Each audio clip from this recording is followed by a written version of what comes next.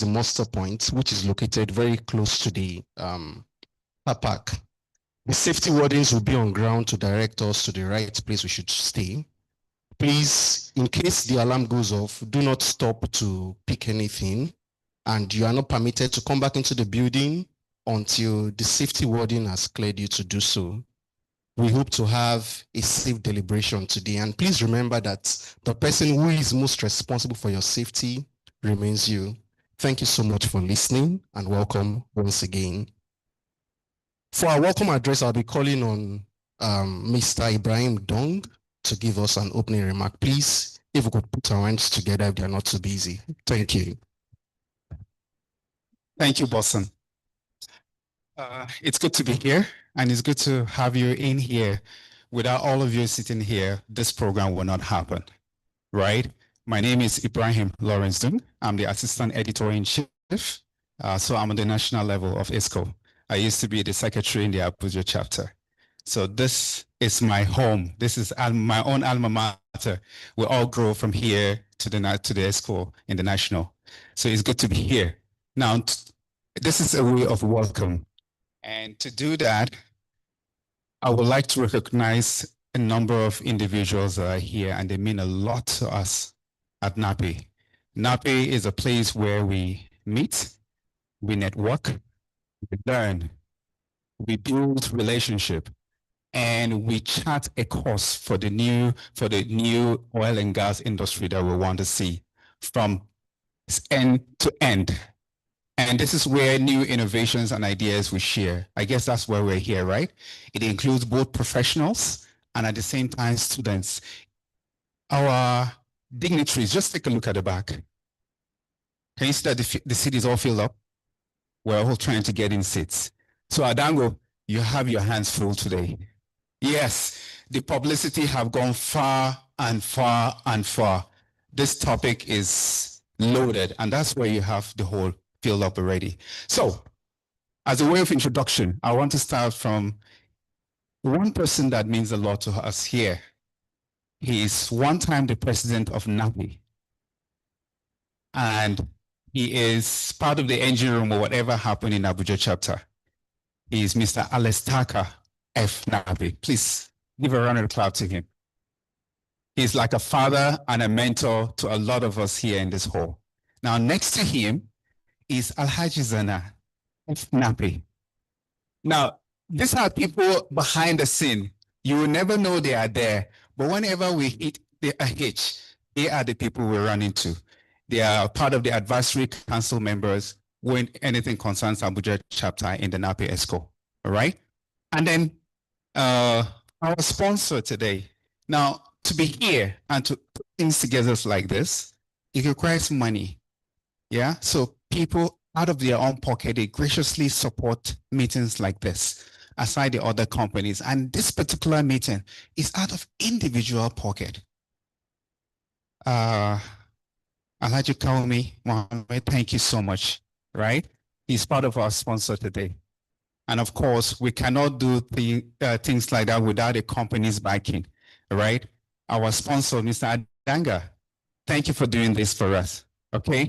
He'll be properly introduced. I will read the citation and biography. I'm doing this so that we now gain a bit of time, okay? When the time comes for me to read his citation, both of them, I will do that. Now, there's one person here, Engineer Shaba. You cannot talk NNPC Academy without Engineer Shaba, right? So these are people that have blazed the trail, that have set up those systems. And he's here because he needs to give a moral support to as well to, is it Hart, Mr. Hart? So thank you so much, Shaba. Thank you for all you do in the academy. And I will be introducing a lot more other people, right? As I get their names so that as we go into the program, right? So I will get your names and introduce online. Who do we have online? Is the president online? Mrs. Olajumoke Ajayi, NAPI president. Okay, our president, I saved it for now, Mrs. Olajumoke. She's joining us from the United Kingdom. She's making time out of her tight schedule to show that she joined the meeting. So I'll be giving her time after my introduction to give us a word before we continue, okay? The president-elect, Dr. Anthony Ofoma FNAPI. Is he online? Yeah, I'm online. Yes. Thank you for joining us, Dr. Anthony FNAPI, and all other ESCOs that I'll be introducing as well. So pardon me as I pick up the names, I will come back to introduce you. So to gain traction, I will yield the mic to the President NAPI for her opening remark. Mrs. Olajumoke Ajayi FNAPI. Ma, if you can hear me. I can hear you loud and clear. Yes, ma. All right. Okay. Good morning, everyone. I hope you can all hear me. We can hear you, ma. All right. Can people over there hear me? Can you all hear me online? Yes, we can hear you, ma'am. Yes. All right. We can hear you. Okay, good morning, everyone. I want to especially thank the Abuja chapter for coming up with this topic today. And I believe, when my AEC, that's AEIC, Don was speaking, he mentioned that the room was full. I'm not surprised because this topic is one that everybody should long to listen to. Maximizing value from brownfield through Rigless cement packer deployment. Many people are taking up brownfields today, especially the independent players with limited funds. And the first focus is cash flow. So if we have a Rigless technology that will enable such companies get into cash flow early, I think is one that one should take advantage of. So that once you get in an existing well, you re-enter, you do minimal spending on it, you get into cash flow, take your time to start planning proper drilling for the upsides you have in the field. So I believe a lot will be learned from here today. And I want to especially thank Mr. Adango Fred for accepting to share his own practical experience. Because you can imagine if you pay for a training, for topics like this, it will more or less be like theory. But here, someone who has done it is coming in to give us, the practical experience. It's more than what money can pay for. So I want us all to take advantage of this opportunity, sit down, listen attentively, ask questions, and also network. This is what NAPE is known for. We are here to continue to give knowledge, support continuous training, learnings in geoscience and in petroleum engineering related matters, which is one of what we are here to gain today. And to the chairman who has taken time out of his busy schedule to sit in today to chair this technical session, Mr. Kaumi Mohammed. Say thank you, and thank you very much also for sponsoring the technical meeting. Without you all sharing your knowledge, sharing the meeting, and also sponsoring, it wouldn't have been possible for NAPI to continue, all these things and technical sessions we have every month. So we can't thank you enough. So again, I want to tell everyone to sit down, let's listen, learn, so that we can all take the learning into our offices to make our work more efficient and reduce costs as much as we can. Thank you very much. And over to you, Duncan. Thank you. Okay. There are a couple of more people before I call on the chairman and read his citation. Please, I would also like to acknowledge Mr. Olatomiwa. Yeah. Oh, James, he's one of our sponsors today. Thank you so much. So him is a duet. Both him and Kaumi put their hands together to make sure that this technical meeting happen. Thank you so much. And they're not stopping there. Their company is coming afterwards again for a different cycle of technical sessions we'll be having with the schools, Kefi, Mina, and all the rest. Thank you so much. Particularly NSAF, NNPC NSAF, you are like taking the shine in Abuja chapter. And I want to thank you so much for that as Abuja chapter. Dr. Kizito Issa, thank you for being here. Dr. Tope Shade, thank you for also being here. She's the head of the department, which of the university? Federal University, Lokoja, all the way from Lokoja. See how much students travel from Kefi, from Lokoja, from Mina, and sometimes even from Jos. They all come here to Abuja chapter for meetings like this. I would also like to recognize Dr. Hamisu Ahmed. Thank you so much for being here. NNPC NSAF. Bonat Makushi, NNPC, and thank you so much for being here. Okay, these are all people. Please, if I call your name, just raise your hand a bit so that people can get to know you. Students are here to network with you. That was my moment. That was my moment. I attended a session like this while I was a student, and then in a meeting, I heard all the names and I walked up to them and I introduced myself. That was the journey I started with NAPE. And the rest of it is story. Now I'm an ESCO in NAPE. This is more than 20 years ago, and it's the best thing that's happened to me in the oil and gas industry. What I did not learn at work in the Ministry of Petroleum Resources as a way of practical, I learned it in NAPE. So I can't pretend about it. Thank you so much. Okay, shifting gears, I will introduce our chairman for today. I just saw somebody. She is a shining star. She is quiet, she is behind, and she's like a mother to a lot of the students. She is a mentor. And in fact, she's in the Hall of Fame in the UAP in NAPE. Hajia Aisha Musa. She doesn't like being introduced, but I have to call her name. Aisha, thank you for all you do, right? She carries so much on her shoulder.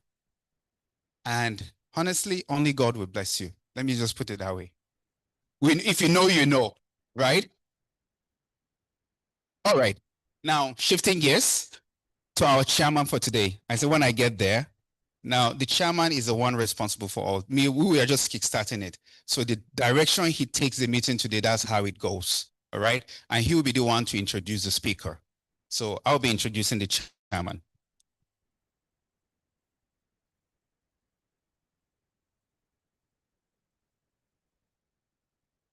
So students, listen. Kaumi Mohammed, Executive Director, Frontier Exploration Services, NNPC NSAF Limited. Mr. Kaumi Mohammed is a highly accomplished geoscientist and energy executive with over 20 years of experience in upstream petroleum exploration, seismic operations, reservoir studies, and frontier basin development. He currently serves as the Executive Director, Frontier Exploration, and at the NNPC Energy Services Limited, where he provides strategic leadership for Nigerians' frontier exploration program across the Chad, Benue, Bida, Sokoto, Dahomey, and Anambra Basin. That's a lot. I don't know how you model all those things together, but that's a lot. He holds a BSc in geology from the University of Maiduguri and an MSc in petroleum geology from the University of Benin. And he is an alumnus of Lagos Business School. This is where he's coming from. Lagos Business School program, leadership program. His career spans key technical and leadership roles within MPDC, NAPIMS, Frontier Exploration Services, and NSAF, where he has consistently delivered value through innovative exploration, strategic seismic acquisition and processing, basin modeling, prospective maturation, and field development planning. Mr. Kaumi played a pivotal role in the planning, acquisition, processing, and interpretation of seismic data across Nigerians' frontier basins, including the Chad Basin and Benue Trough. He was instrumental in the Kolmani exploration success. Well done, well done. Contributing to prospects, maturation, post-well evaluations, and the confirmation of significant hydrocarbon resources that have transformed Nigerian inland basins exploration landscape. Throughout his career, he has led numerous high-impact projects, including offshore and onshore seismic acquisition campaigns, reservoir studies, field development plans, and integrated basin studies. Under his leadership, NSAF successfully executed several strategic seismic projects, improved operational efficiency, enhanced client satisfaction, and strengthened in-house technical capabilities by mentoring and developing the capacity of young geoscientists. I'm a witness to that.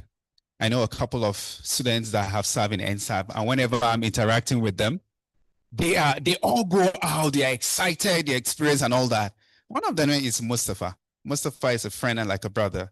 And whenever he's talking about his experience in NSAP, he's like overwhelmed. Are you sure I'm not going to look for some way to get to NSAP energy since you're doing it? So thank you, Mr. Kaumi. A prospective member of geoscience community, Mr. Kaumi belongs to the National Association of Petroleum Explorationists. Soba, let me pause here. You cannot make this kind of exploits and be outside NAPI. Please, if you agree with me, let me see your hand up. Yes, because this is a hub of learning. It is a hub of learning. Be you in NSAF, in wherever, somehow this is where all the experts culminate and just rub minds together. The things I hear here, I don't hear them in the office sometimes. Let me be very sincere. Nigeria, so aside being in NAPI, he's also a member of Nigerian Mining and Geoscience Society, NMGS, Society of Petroleum Engineers, SPE, Society of Exploration Geophysicists, SEG, American Association of Petroleum Geoscientists, AAPG, and the Council of Mining Engineers and Geoscientists, COMEG. Students, are you taking notes? Huh? Are you taking notes? Okay.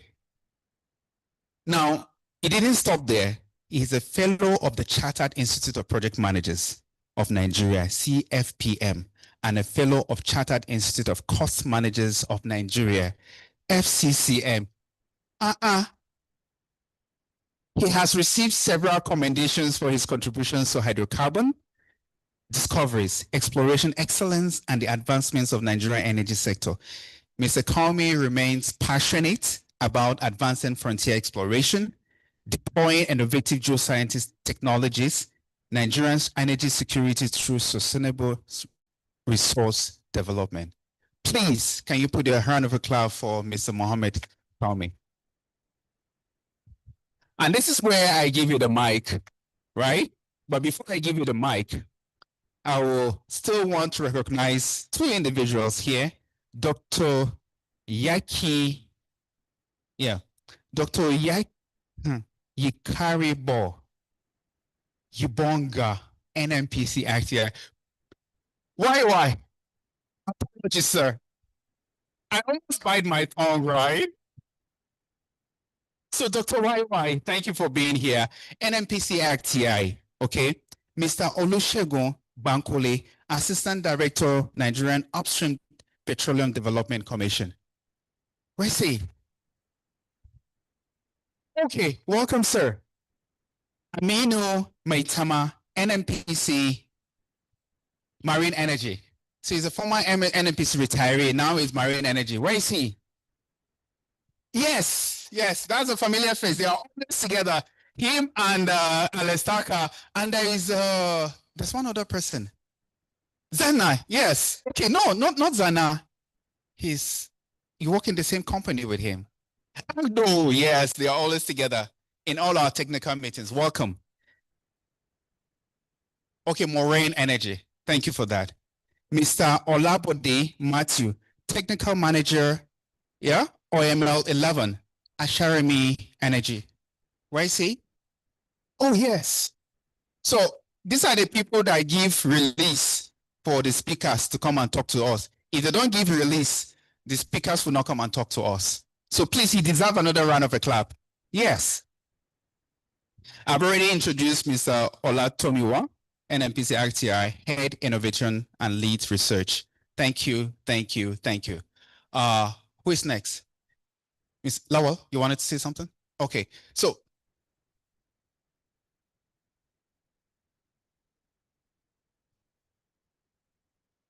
Yes. So before I hand over the mic to you, Chairman, right, to take the lead, there's one person here also. She is a former chapter coordinator here. She's still in the different workings of NAPE right here in Abuja up to the national. She has sacrificed her time, her resources to make sure that Abuja chapter advance. Okay, she took over leadership from Dr. Ehi Mbazwe and led the chapter before handed over to Dr. Mariam Shiro. Please, can we put a round of applause to Dr. Eunice Ajayi? She's there, you will know, but she's all over the place. Look at her there. She will just on her own call us for dinner or for lunch. Whenever NAPE schools are coming in, she has a place for them. She is all over the place. Thank you, Dr. Ajayi, for doing all that you do.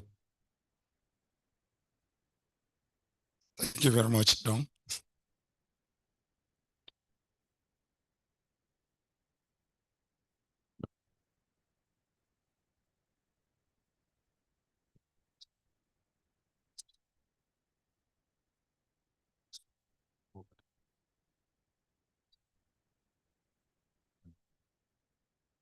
Thank you very much. That's a good one, Don. So you are all welcome, just like Mr. Dong has said. So we'll start by actually introducing our main speaker, Mr. Adango Fred, who is actually an expert in the subject matter. He has done it, so it's not about theoretical. So today you're going to listen to somebody who has his fingers dirty on executing this job. So he is actually WRFM manager, OML 11 at Asharami Energy. So he's going to take us through the topic, which is actually something that of interest to the oil and gas industry. When we are looking at these limited resources, we don't have much to spend, but we are looking for innovative technology to unlock our resources. We have so much bypass oil and the rest of them. So he's going to take us through. I don't want to let the cat out of the bag. So we will follow the order of the program as highlighted. I hope all of us, we do have the program listed here. At the point where we're going to take in the presentation from Mr. Adango so that we listen and we take notes, especially for the younger ones that have not had any experience doing these things. We should listen very carefully and ask questions and also take notes, because these are things that actually these days people don't go into the big finds. We look for the bypass oils and the quick wins, things that we can easily get with little resources. So it's a topic that actually is of interest, and I think I'll call Mr. Adango to the floor so that we continue the program as highlighted here. Thank you very much.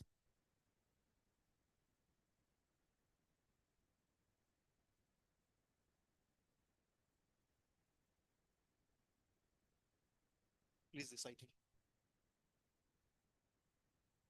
Okay, thank you, Mr. Chairman.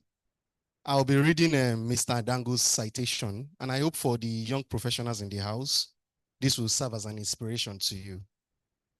Engineer Dr. Adango Hart is a seasoned subsurface and production engineering leader with 15 years of experience in the upstream oil and gas.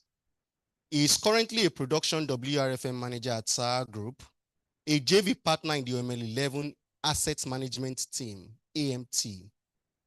Under his leadership, production was ramped up from a declining 20,000+ barrels of oil per day to over 35,000 barrels of oil per day within 1 year via stock and PSO activities. I think it deserves a round of applause at that point. Adding 15,000 barrels, that's a lot. He pioneered innovative surface-led interventions that saved more than $20 million in workover costs, proving that mature assets can yield substantial value when constraints across reservoirs, wellbores, flow lines, and facilities are systematically addressed. His career spans senior technical and leadership roles in both service and E&P companies, including petroleum engineering, manager and general manager of the Technical Operations Directorate at Cypher Crescent.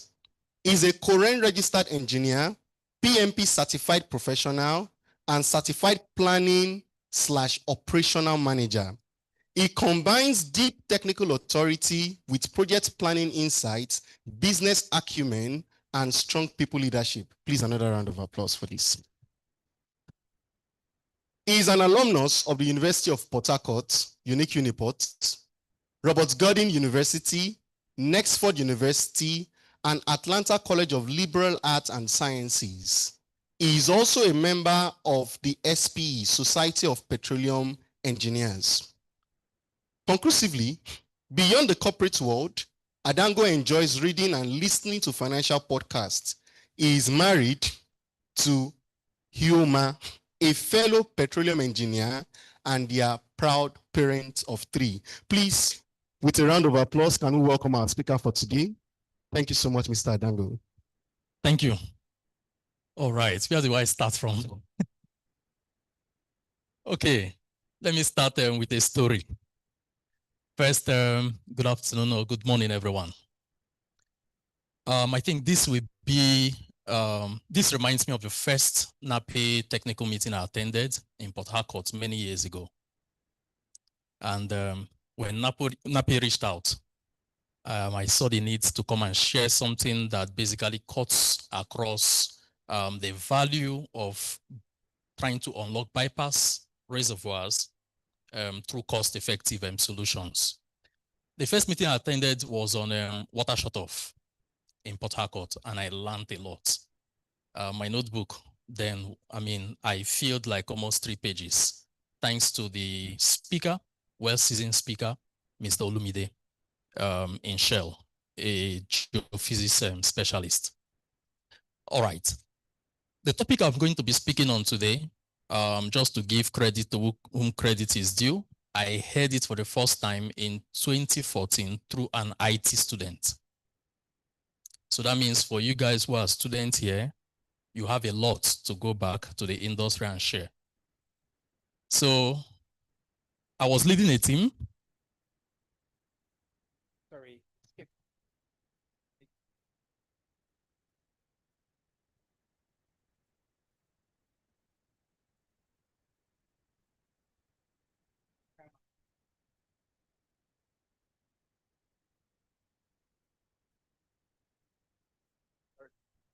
All right, so thank you. So I was setting up and also leading a team of smart petroleum engineers and geologists and physicists, petrophysicists. And we are looking for a topic, or what we do as what we call our project, like a project topic that we give out to new interns and people that are coming into the company. So we gave this topic to someone on IT. And for the first time, when I listened to it, I was like, wow. That means, indeed, when we do our FDPs and we do a lot of studies, we see certain reservoirs that may not be economical at that particular time. And we see reservoirs that maybe the technology at that time may not be okay for us to produce them, and we bypass them. And this particular student, or ex-student of Futo, was there. She was sharing to us cement packer solution. Sincerely, that particular topic stayed dear to my heart. And I went ahead, I shared it with a couple of friends and colleagues in the industry. One of the case histories that I'll be sharing is one also that I discussed personally with the WRFM manager of that particular asset, telling him about their solution, and they were thinking about it at that particular time, and we shared the resources. So this topic is very dear to me. Also, I would like to start by appreciating my company, Asharami, and my boss, Mr. Bode, who is here present, for giving me the opportunity to this presentation. Okay, let's hit the road.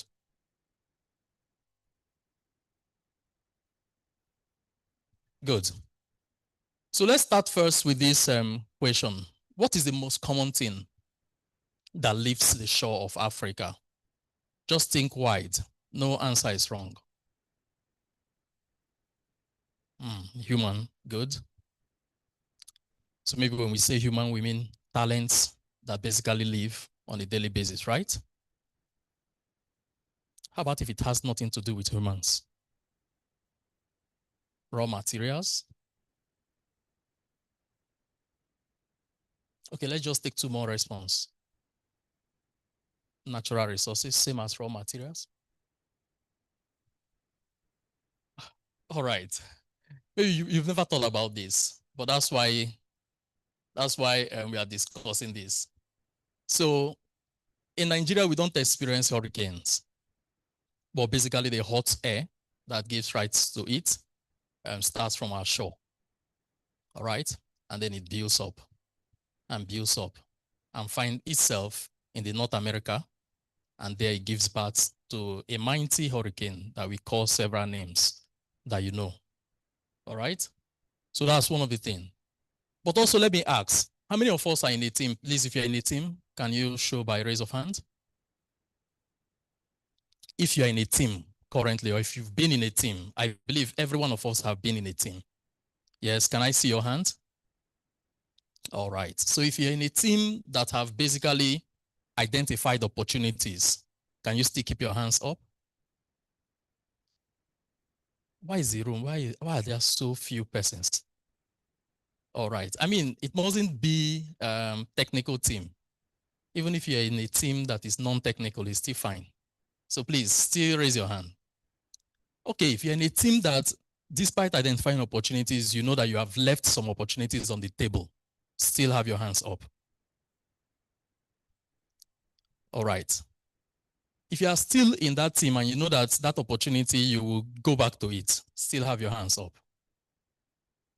I mean, the opportunity, you know that sometime, but you don't know the time, but you just know that you will go back to it. Okay, so that's the gap. That's the reason why we are here. Because definitely as we go through our career for the students, as you get into the industry and you begin to do all of the seismic processing, contributing your input into FDPs and into studies, you actually identify opportunities that you must leave on the table. All right? And then in the future, you may not be the one.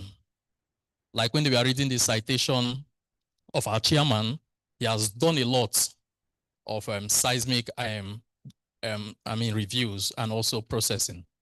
But I'm sure there are people that are now looking over that same studies that he did many years ago, and they're identifying opportunities out of them. And that's the reason why we're here. Okay. So the outline that I'll be using today will be a very short and simple one. First, we'll go through the overview of brownfields. Brownfields, because I mean, that's where most of these challenges and opportunities. So when we speak about challenges, the flip side is opportunity. That's where they abound. And then we'll look at the cement packer technology or solutions, as we call them. Then we'll also look at an integrated workflow and where you come in. The operational execution, some case histories, lessons learned, and best practices, as well as conclude over that. All right. So when the NNPC president was giving her opening remark, I heard her mention about cash flow. And in our industry, every E&P operator have basically two key objectives, which is to optimize production and cash flow. Because the cash flow basically has to do with the production, is directly tied to the production. The one they don't have control over is the price, okay? But they have control over the production rates that they can get, and then cash flow. So when we speak about optimization, of course, optimization we carry within it the nuance of trying to either achieve maximization or minimization or equalization. But in this case, we are looking at maximization. That means increasing production of your oil and gas while minimizing the cost elements that basically will make the cash flow, might make the cash flow negative. Yeah, deferment and losses also will come in. They try to ensure that, yes, they keep the wells uptime as much as possible, and then also ensure that there are facilities to support the production. But pertinent to that, and one of the things that I want us to always remember and take note of, is that there are 4 arrows that drive this target. Number one is the rate. So they want to basically increase the rate, the recovery from the reservoir, which is why when you are discussing with partners or when you are discussing with the NUPROC or the NOIMS, and you are basically trying to defend your FDP or your studies, what they are looking at is that after you've told them all the fantastic models and the integration that has been done, they will ask you, what is the recovery factor? What can we recover? What are we recovering? And they might tell you, oh no, this is not good. Go back and look over it. So the recovery is key because the recovery is basically what pays for all of the investments that is going to be made. Then also, definitely you want to ensure that you are compliant with the regulations, HSC-wise, and also all other regulations that guides the industry, including the license that you operate, as well as the return on investment, because they are basically people that are looking at the investment and they want to make profit or gains or basically achieve a break even out of it. So brownfields. Now, it's pertinent for us to know that basically globally around the world, there are more brownfields than there are greenfields. And when you bring it home in Nigeria right now, there are more operators who are on brownfields than those that are on greenfield. And the number will keep increasing. The IAE, the Rystad Energy Research Associates, as well as BP reports have always quoted it, that the number of brownfields or the number of fields that are contributing to our hydrocarbon production or energy from hydrocarbon fields, a majority of them are brownfields. And this number right from year 2000 has kept on increasing. And we don't think it will decrease because of innovative technologies that we are finding on a daily basis and also identifying bypass reserves or pay that we can basically go back to. Now, there's no single definition truly to that terminology called brownfield or mature field. There's no single definition, but there are key items that are used in distinguishing a brownfield. Number one is the production or the recovery from the field. All right? If the field has produced over 50% of its 2P reserves, the established 2P reserves, then we start looking at it as a brownfield. However, we will not use only that criteria. We look at also the number of years historically that field has been in operation, which is the surface nuance. So if it has been in operation for the past 25 years, some papers or some literature will say 30 years, then also it qualifies to be a brownfield. And then one other criteria that is often not included is also if the field has basically fallen within the decline phase. Because brownfields are basically characterized by problems. So they are bedeviled by different issues, increasing water cuts, increasing GOR or gas, as well as maybe sand production and issues that have to do with facilities in terms of corrosion and other challenges that have to do with metering. So in a lot of brownfields, when you discuss and when you are reviewing brownfields, people don't trust basically some of the meterings that are done because we pay more attention to the meters that are the fiscal allocation point than the ones that are the production facility. All right, still more facts to know about brownfields. First is the production decline, which I want you to know, and then it's also key for us to be aware that the production decline, we are also trying to see how we can arrest it, and that's why we are looking for more opportunities to harvest. And then that brings us to the bypass pay or the bypass hydrocarbon, which of course we need the cement packer solution to address. Also, of course, the economic trap of this kind of field also is key because you might have produced all your big reserves and now you are going for the smaller chunks. So you then have to look at the economies of doing that. And oftentimes that's where using the existing wells to sweat such reservoirs become very important. Okay, so a quote from World Oil is that approximately 70% of global oil and gas production today come from mature fields. And that number will keep increasing, all right, to about 80% by 2030. So this code has been carried. I mean, several literatures have also carried it, and we keep seeing it happen because rarely do you hear that any brownfield, like for example, some of the fields that are within our hands currently have been producing for over 60 years, specifically 67 and counting, and they are still in production. Now, having all of these issues, high water cut problem, and also, of course, daily activities and efforts to see how we can claim as much oil from them as possible.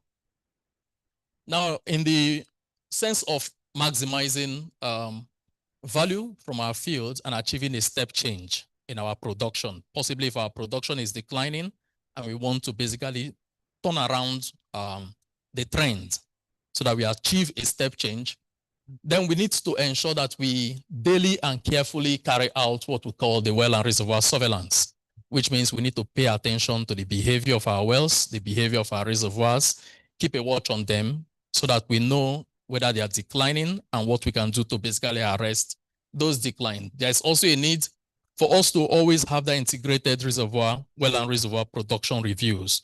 That's where the entire team made up of petrophysicists, geologists, production engineers, reservoir engineers, and different disciplines, production, operations, team, and the rest. They all come together and they all put their understanding of the asset together to basically see how they can keep that production or switch the trend of that production towards an upward trend. Also, during the course of the integrated review, there will be a need to identify wells for further use, because at the initial development, these wells have already targeted a reservoir or maybe multiple reservoirs. And you can imagine for a field that has been in production for 60 years, it means that the reserve seen by that well might have been depleted, all right? Maybe 20 years, 10, 20, or 30 years into the life of the field. That reserve has been depleted. So what do? Do we abandon the well? No.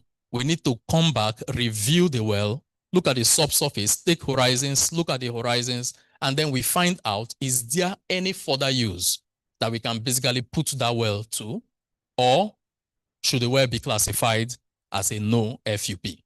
So that is also very critical. And then, of course, we go to the field and implement the activities or the actions that we have seen from this review. So the goal remains to improve production and recovery efficiency, which oftentimes the petrotechnical team might not be thinking about the cash flow, but basically it is these activities that directly affects the cash flow. And definitely the needs to unlock bypassed pay or resources. Okay, so just to look over what we mean by bypass pay or resources. So oftentimes, bypass pay or resources, basically, there are resources that at the initial time, we don't see them to basically be qualified to be developed. All right? We don't see them to qualify for that initial development. And there could be several reasons to that. One of the reasons could be technical limits. Maybe the technology also that is available at that particular time might not also support the development of that resource. Or we are looking at basically the volume, what we will recover out of it, the economies. When we run the economic analysis, it may not also support it. So because of that, we keep such reservoirs or such resources, we keep them, in one pocket of in one of our sleeves, and we say in the future, we are going to come back to it. So we develop or we drill our wells, complete our wells, and we target a primary resource that we know is going to pay for that well, is going to make partners happy when we defend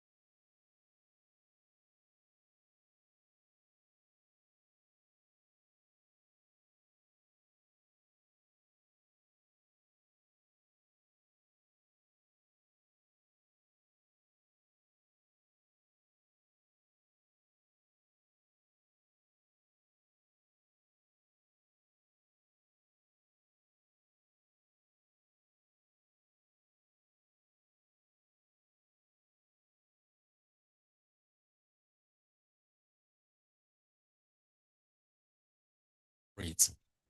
And the good thing with basically the cement packer technology, which we are going to be looking at, is that, I mean, it doesn't cost much.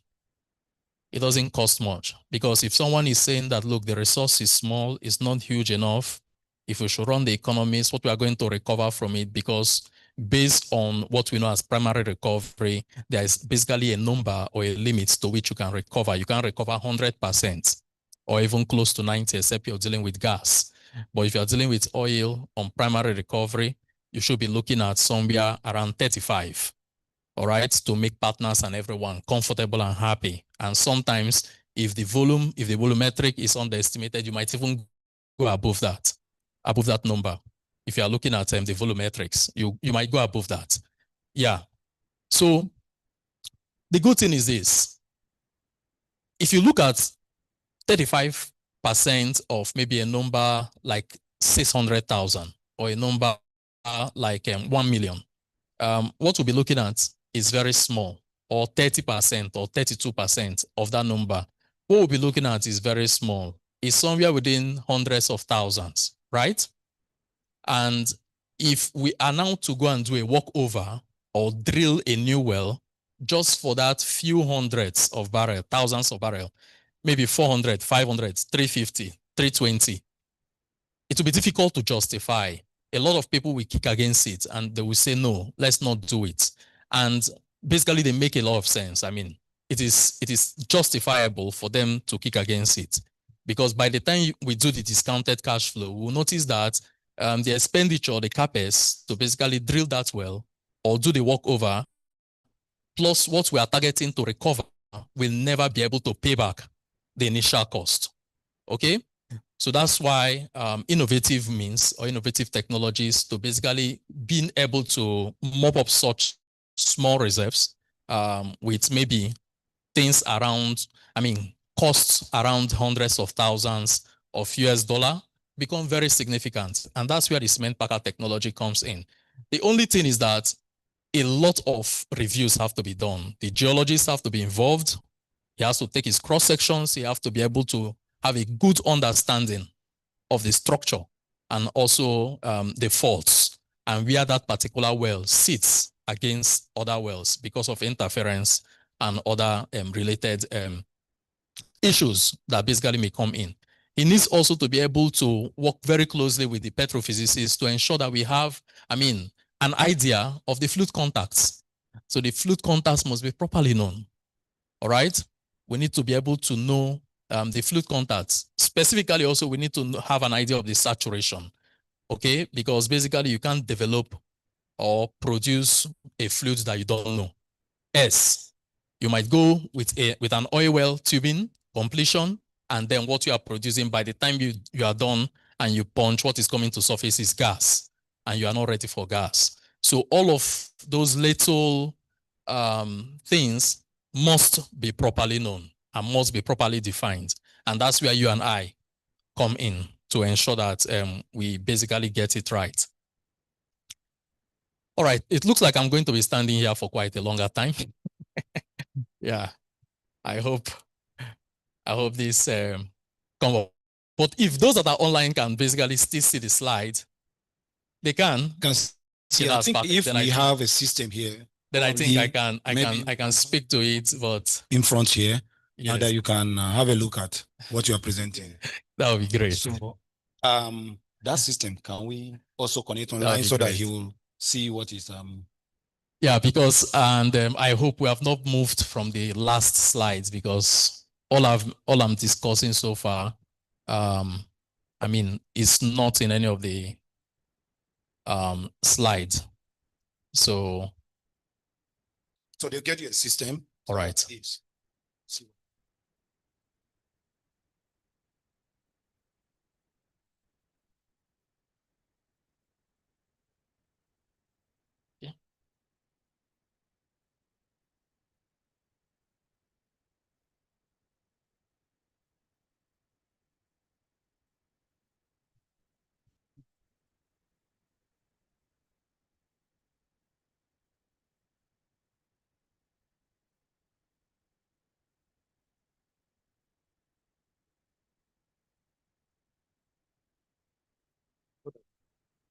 Yeah.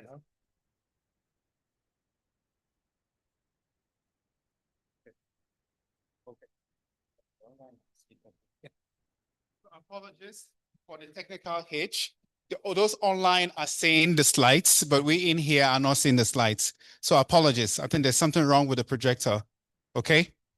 Another thing is, can we share the link so that most of them can join with their cells and then be going through the slides?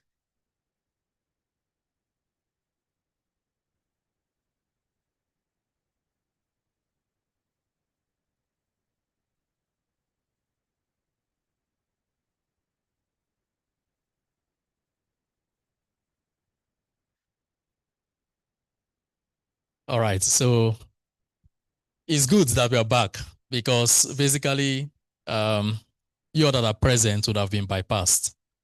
All right, you will have fallen within the bracket of bypassed. Is it candidate or or resource or pay? But yeah, looks like the projector is still sleeping.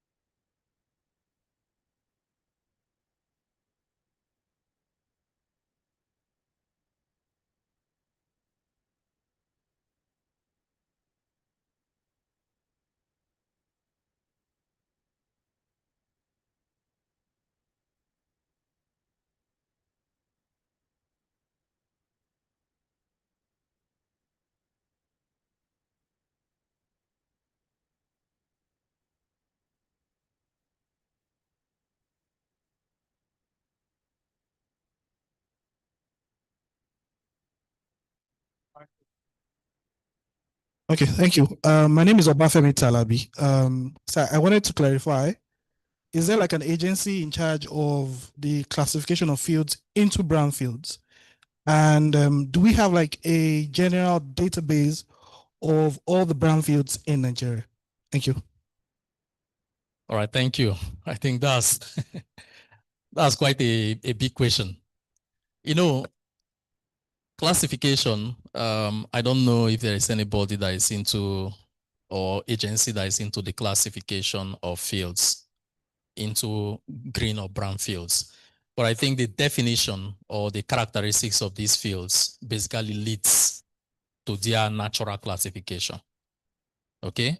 And if there's any body or agency, it should be the commission. All right? I mean, they have a database of all the fields.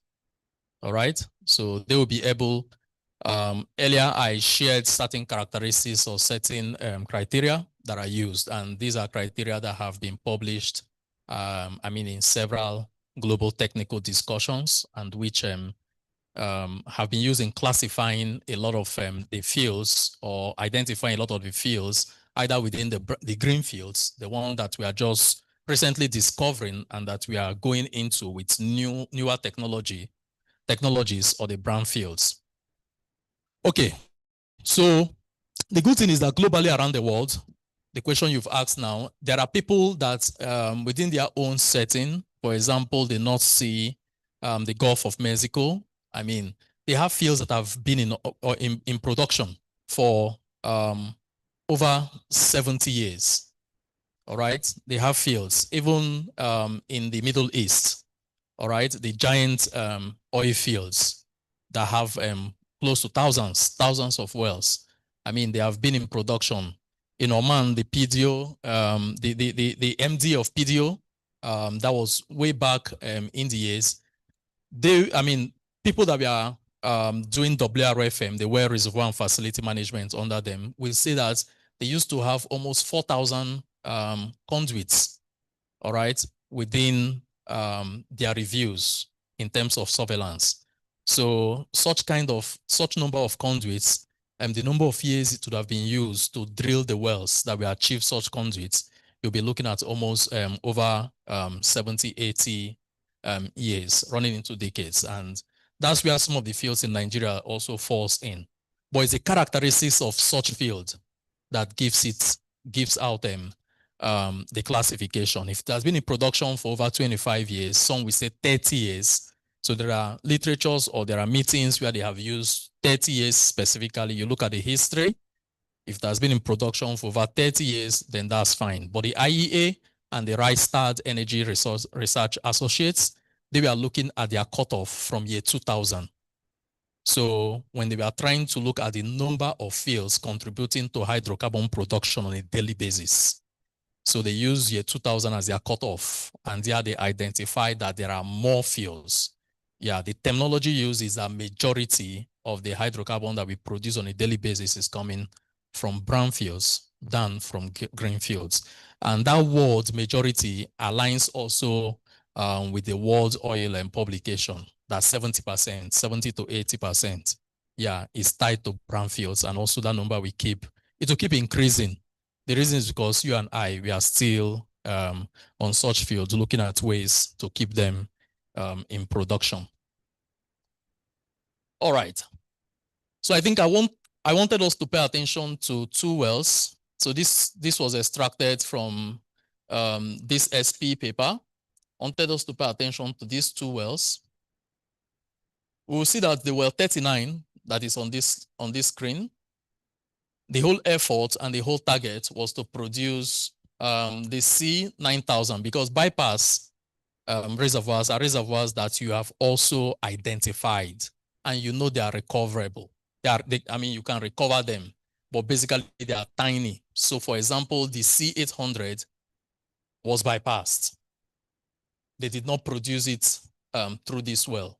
So, but the well traversed it. And we can see how clean the blocky channel sand there is. So the target was to basically go for the C9000 sand. And same thing also they did with the well 40. So the well 40 also targeted the C9. And yeah, saw very little of the C8, 8,000 sand, but also was not completed on that C8000. Because as we said, they can't dedicate a conduit to it because the recovery from it will not be able to pay for that additional conduit, will not also fly. So because of that, I mean, the C8 was basically put behind pipe. So we use the term behind pipe, which means it's sitting behind the casing, waiting for future technology that will be able to produce it. All right, and then when we look at this, also this case that was published and this field was managed back then in the years by SPDC, we see that this particular field also on the E1000 complex, we see that they have also specifically bypassed on this saturation log, this oil that basically sits within the E1.6 sand. So this was bypassed. If you look at the completion of this well, you will notice that there is a perforation here. There's a perforation here, but basically there was nothing done to produce this sand. So this remains a bypass point. And one also that in the future, the direction would be that do we use this well to produce this? I mean, if we have a way to go down, but because the regulatory direction is usually the bottoms-up approach, okay? It means that if they have produced from these particular zones that have been completely exhausted, which as you can see, the saturations, they are very tiny, then it means that the next direction they'll be going will be here, right? Yeah, most likely they will not come back here. They will have to look for a different well that they can use to produce this, or this becomes oil that has been bypassed. Okay, so cement packer, what is it and how it works?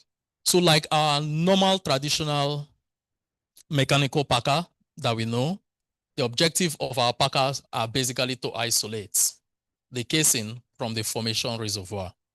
All right, it's a standard. So we want to basically deploy a packer in our well when we identify a reservoir we want to produce. We want to be able to ensure that, yes, that reservoir does not make contact with the entire casing. Because historically, I mean, in the past, people used to produce well that way, even till date. Okay, but to do that, I mean, it costs quite a lot to do that. And then also in terms of also the vertical lift, the performance of the well, is also a little bit tougher to deal with because you are dealing with larger IDs. But we have pressure support. People are producing through it. But the normal operation is that we use our normal conventional packers to isolate our casings, ensure that the entire length of our casing is not making contact with the hydrocarbon fluid, because we know that those hydrocarbon fluids, some of them are corrosive, okay, in a way. Some of them are corrosive. So we do the isolation. We also prevent gas movement through the casing to surface. We don't want to see gas, all right, coming up what we call the annulus. We don't want to see gas coming up through a point that we did not plan it for. So because of that, we also set our packer. We also ensure that we use packer to basically ensure that there is no upward movement of fluids, all right, beyond a specific point that we call the well bore. So we set our packer just to ensure that, yeah, we are basically protecting our casing. That's what this is also speaking to. But now the cement packer, in as much as it tries to achieve all of these objectives, it is specifically meant to be used to assess marginal resources, all right, that are sitting above the shallowest packer that we have set. Because above that shallowest packer that we have set, if there is a bypass reservoir, there is no other means we can produce it except to flow it through the casing. Okay? Now, I'm going to be sharing some pictures that will basically help us with this.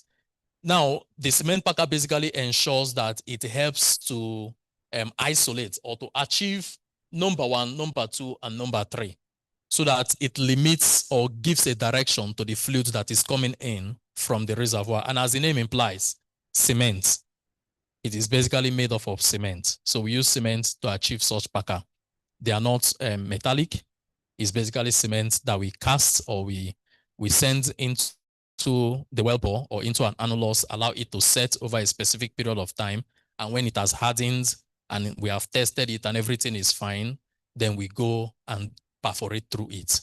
Okay? And then once we perforate through it, we have created a channel between our tubing and the formation. Now, the deployment method, how do we achieve this? Because it is cement, it means that the same way we know cement to be, it has to be in slurry form, all right, for us to be able to send it into or to the point where we want it to sit. There are critically 2 methods that we use. First, we are either using the bullheading approach, which means that basically we are pumping it through the tubing, all right, after we have set a plug or a stopper that redirects it into the annulus.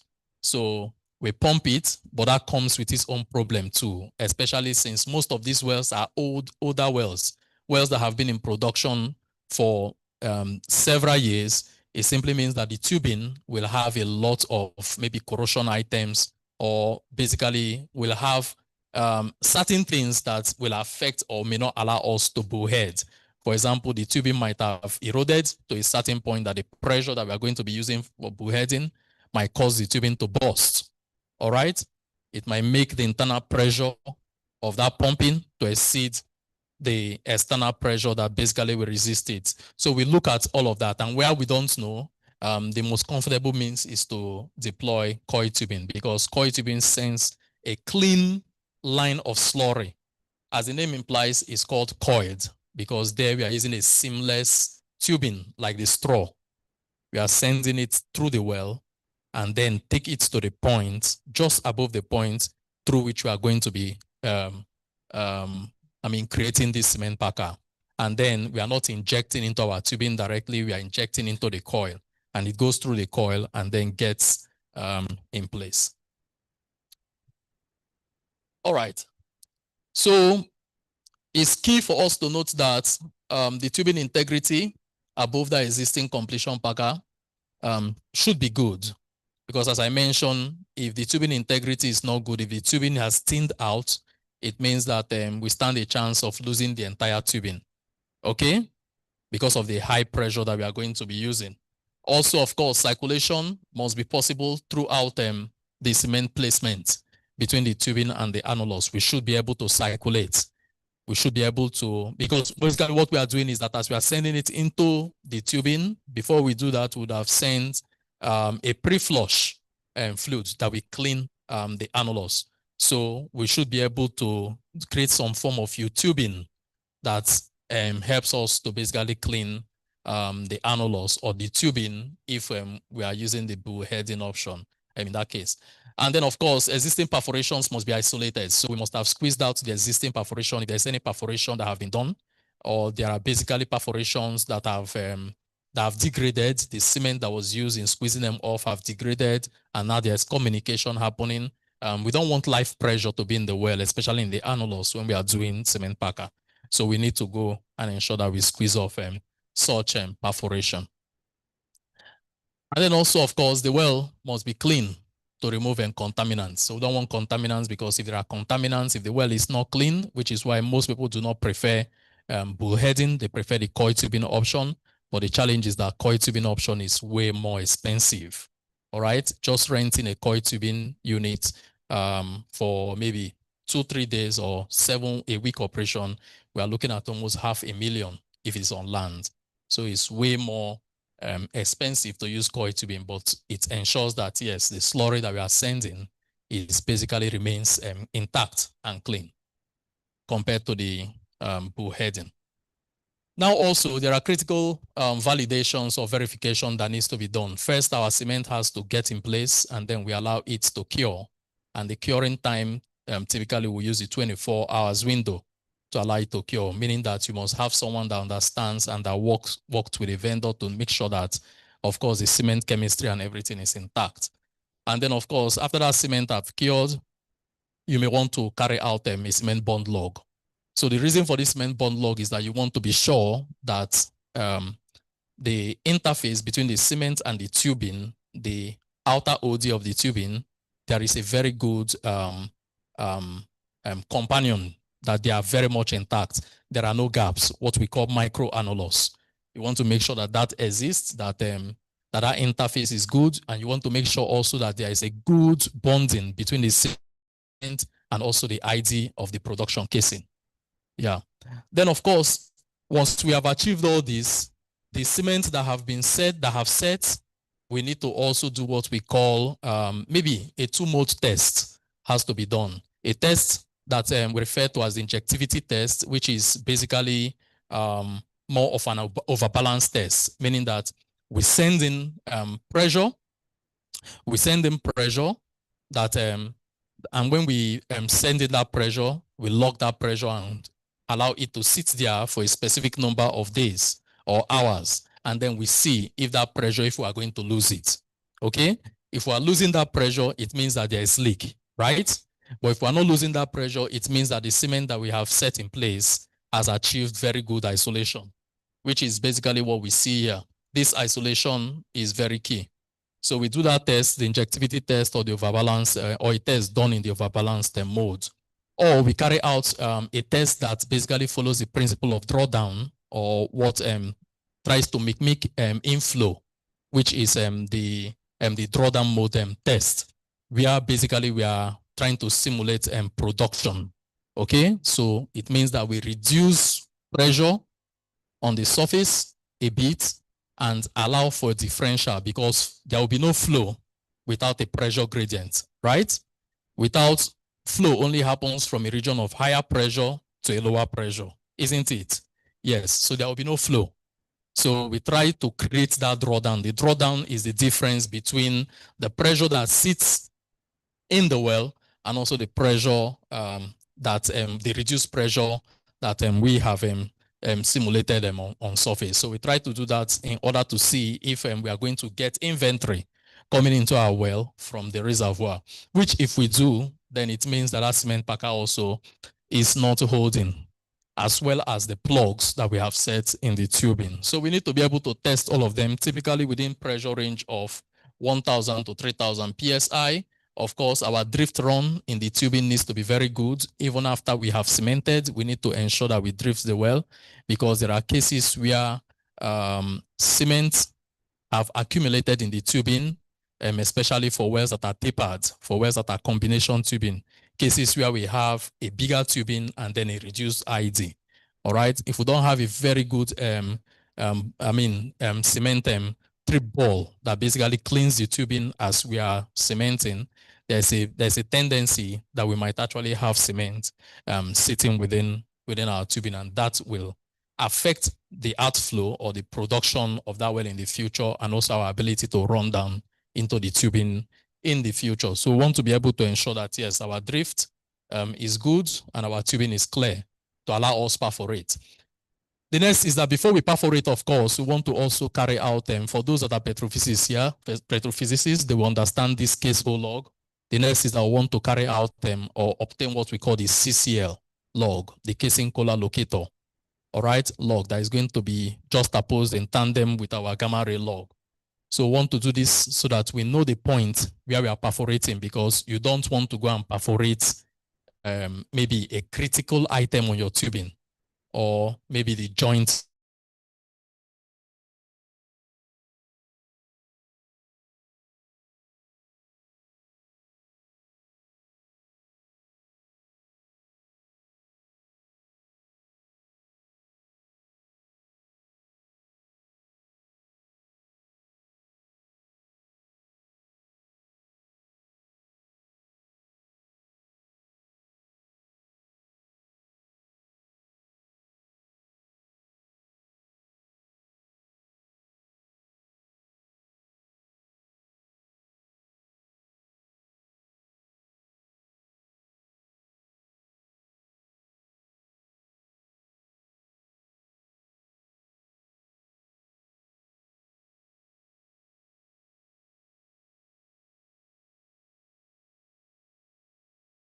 Casing behind the cement, and then the next cement that is behind that casing.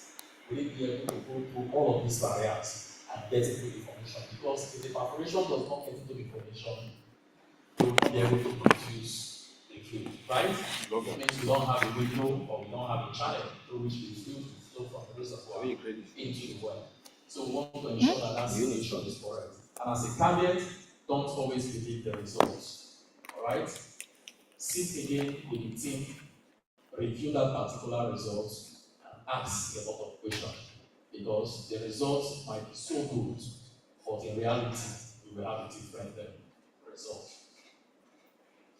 Okay, so I think I will skip over this particular slide that basically compares the cost of a cement packer with that of a walkover or drilling. I mean, the result is so clear. It's so clear. Yeah. I mean, a typical drilling operation will be spending tens of millions of dollars to achieve that particular activity. Think about a standard well, conventional well of close to 10,000 feet. All right, 6 to 10,000 feet along. We're looking at almost within the brackets of 20s to 40 million dollars. That's what people spend, and of course, it can even be higher, because all of this depends also on the number of days and the complexity of such operation. So we might have planned and done everything, and we think that okay, this operation we are going to close it out within a 60-day window or within a 90-day window, and something comes up and we have spent a longer time on that location. We spend a longer time on that location, and then the operation is costing us much more than basically anticipated. All right. What do we do now? I think it's always good to have an alternative. All right, which is why when we drill our well, we leave some reservoir as contingency, and then even the regulators and NOIMS say don't touch that one, leave it. leave it. The reason is because if you go for everything at the initial onset, then by the time you leave that particular asset, the next person that will come and take it may not find anything. Alright? So then you just leave that one. It's not economical. Leave that one. You don't have the technology to, or they'll just give you an assignment. Go and do more studies. Come and tell us your development strategy. They know that maybe you will never come up with a solution right now for it. So that particular reserve will continue to be there. But also, on one other hand, that they want you to recover that reserves. But the only thing is that oftentimes there are limitations or constraints to optimization because you can't basically achieve optimization without constraint. I mean, for those of us that are looking at it from a mathematics perspective, for you to carry out optimization, you must have the objective function. So the objective function is that we want to maximize production, right? We want to also maximize our recovery. We want those things to increase. But also there are some variables, which we call the control variables. There are variables that will help us, okay? The kind of technology that we are using. So when you are discussing with the regulators, we want to tell them that, okay, right now I might be able to recover this, all right? But by the time my gas leak comes in, maybe by the time water quality becomes higher, I'll be able to get to this particular amount. So you are giving them the variables that will change. Other variables might be subsurface variables, the variables that are subsurface wise. You are telling them how you are going to be able to control your drawdown. If the objective function is to minimize sand production, or you are telling them what you are going to do, basically to ensure that you do not damage the economic life cycle of that reservoir.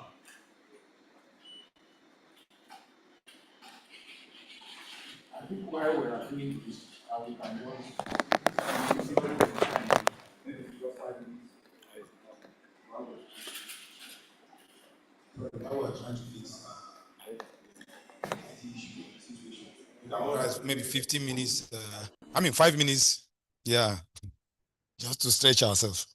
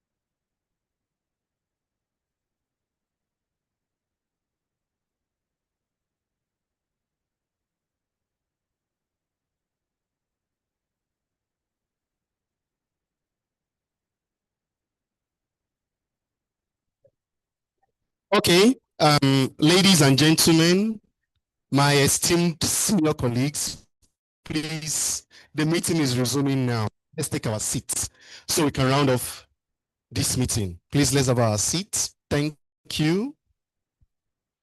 I hope it's been eventful. We apologize for the technical glitch we have experienced so far.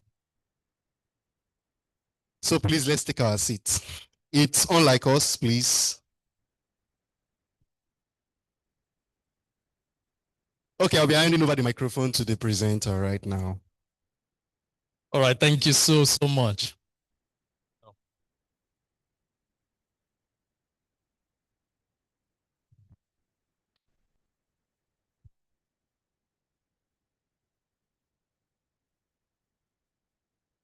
All right, so we move straight to discussing. I mean, for those of us that are online, you see the slide, and also if you join online, you will see the slide. So we go straight to discussing the integrated workflow. Next slide, please. Now, remember, the essence of the workflow is basically to understand how do we even identify, all right? Because oftentimes, the information that bears that, okay, particular reservoir is sitting behind pipe in our well, we can only access this information if we are able to maybe review or look through our open hole logs, okay? But this workflow actually gives it out easily. So first, you need to be able to gather all your essential data. So it means that you need to bring together data that comes from your well and completion. So your well schematic is key. You need to bring that information together, your production data surveillance. So your production data so that you can do your production performance review of the particular one that you are producing now. You don't want to leave it until you know that, okay, it has hit a water cut that is high, or basically you have produced the reserve to a particular limit. Then also, of course, the geological and the reservoir data, you want to be able to have that as well. And then when you have this data, you need to also look at your facility data all in what we call the limit diagram, because you can produce a high volume, but your facility will not be able to take that high volume, okay? So you want to bring that in as well. And then you integrate all of these and review it within what we call the idle well kind of review. So you query all the wells that you know that are idle and carry out this review.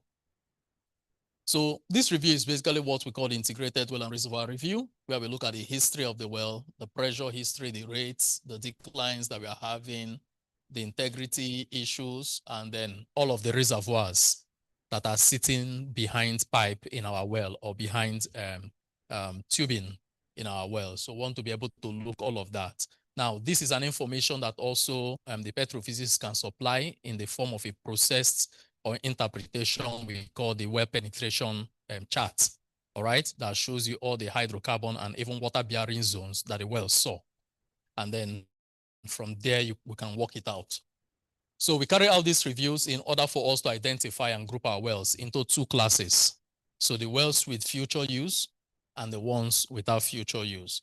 So we want to have that class, especially the class of wells that we can use or reuse or still put in service. So we want to be able to have that. And then this number of wells can either fall within flowing, shut in, close in, walk over, and the likes.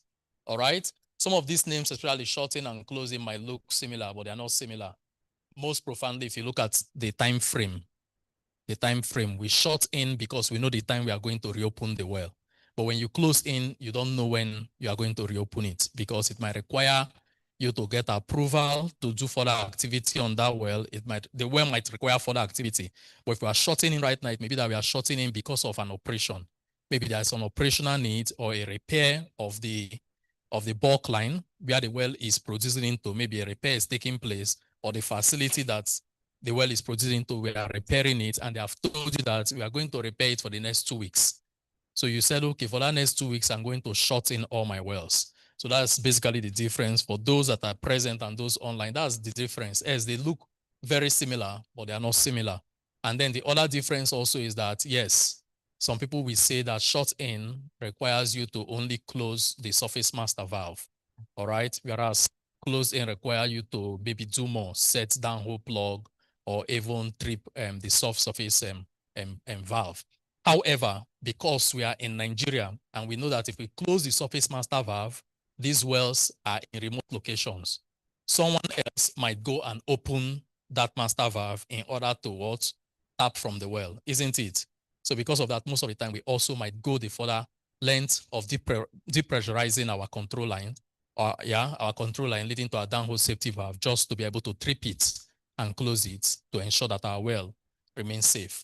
That doesn't mean that we are closing in. It's still shutting that we have done. Could be quite confusing. But the objective is to review, is to get all the closing wells. So once we know the closing wells and the costs why they were closing, we want to now go into this review. The next phase is that within this review, this is the most critical decision-making forum. If we have identified reservoirs that we can basically produce from that well, we want to ask ourselves, the reservoirs, are they straddled between packers or are they sitting above the packer? If they are sitting above packer, then yes, it's a cement packer opportunity, in quotes. You can mark it as a cement packer opportunity. If not, you can dismiss it from your cement packer opportunity and then send it for further review. All right. If it's a cement packer opportunity, then you want to ask yourself, the reserves there, is it viable? I mean, if we are to claim or mop the oil that is there, how much can we claim? And what we claim, I mean, does it make sense in a 90-day window? How much are we going to get? Can it pay back for the cost of the cement packer operation? If yes, then we want to be able to go for it.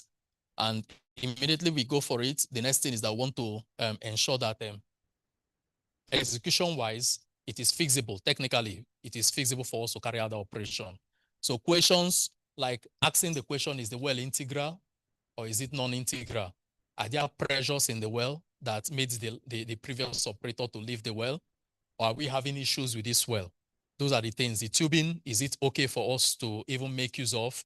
The packer, is it still okay? And all of that, because you still need the existing top packer that is in the well. So if there are a lot of issues in the well, then the answer will be no. We need to dismiss it from cement packer. But if the well is still integral, the well is okay, the tubing are still okay, and everything within the well gives us, feasibility that we can carry out that operation, then we want to move it further for integrity and assessment of the barriers. And immediately we assess the barriers and the barriers are okay and acceptable, then the next thing that we want to do is basically to line it up as an opportunity. If not, everything goes back to this portfolio. And within this portfolio, we identify the well for something else, to do something else with it. If we don't find any other thing that we want to do with it, walk over, operation, sidetrack, to target another better reservoir. If we don't find any of those operations, then the well falls into what we call the no FUP, that is the no future use plan. All right, where the team have to start looking at the well and planning what we can do with the well or abandonment of the well. So the final one is the prioritization. So the prioritization basically, now that you've identified the opportunity, you want to screen it for the probability of success. If we are to do this, what's the probability of success? What's the scope for recovery? How much are we going to get? The economic matrices in terms of course, the NPV, the IRR, the payback, and the rest. You want to look at all of that. You want to also screen your candidates against maybe the benefit cost ratio to identify which of these candidates basically gives you better value. All right. And then you rank them, and you might even move this like we do currently. We move this through our project delivery workflow, where someone else look at it and identify which of these well will be executed first, which of these will basically contribute to that will come online first. So we try to basically do a kind of project management where we set the various wells and their on-stream dates on different timelines. All right, then the wells that meet the economic threshold, of course, you want to proceed to execute them as cement packers. The one that do not, you want to defer or reassess them, meaning that you go back and you look at everything that affects that well and affects the economics. And if everything is fine, definitely we want to go and execute our cement packer, and then we achieve the cement packer. So this is all of the workflow put together. thanks to ChatGPT, it's giving us this fantastic image. Okay? You know, sometimes when we make presentation or write paper, we need to acknowledge the tool that gives us that fantastic image. The one I initially drew was just taking rhombuses and diamonds and square boxes from images, and they weren't looking good. But by the time you put it in ChatGPT, yeah, and you give it some prompts, it's able to give you very fine images like this and even do some interpretation. But as a caveat, you must look through what it's telling you, because it can go and interpret something else. All right? Or even write something that you did not write. Yeah, because it's picking a lot of information from different resources. Yeah, so if someone asks me now for the workflow, I can confidently pass this workflow to the person and tell the person that, please, as you're looking at it, also be my second reviewer, because ChatGPT has done its own, yeah, addition. All right, fantastic. So finally, as key pitfalls, thanks to a mentor and a friend, Erasmus Nana, back in 2019 or 2020, around the COVID period, he made a presentation to SPA in a technical meeting, and there he discussed pitfall to opportunity identification and realization. So I give him credit for this particular slide, because it ever remains green and true, that as a key pitfall to cement packer, you must be able to be sure that your data quality is good. Okay? And data quality comes with about 7 ingredients to it, but 2 ingredients are very significant. The data accuracy is one of the attributes of data quality, the data completeness, data validity, data timeliness. So there are several attributes, okay? Because you might be looking at the data that have changed. And maybe it's like someone looking at the population of Nigeria right now, and the person is saying that our population is 200 million. The person is correct. But the question is, at what date? So if you say 200 million at XYZ, then you're right. Which is why when you're looking at the accuracy, the question we are asking is that, can I trust the rate? Can I trust the geo arrow that I'm using? Can I trust the water cuts, the intervention data? Can I trust it? When you're looking at completeness, all your data might not be complete, so you must make engineering judgment. So you are looking at the fluid contact. Is your fluid contact current? If it's not current, is this something that can be simulated? Can you run a prediction, build a model, reservoir model, and run a prediction if you have all of those information? When was your last intervention? Sometimes people carry out intervention and they are not faithful to record what has been experienced in the report. So someone might go and carry out an intervention and lose a tool in the well.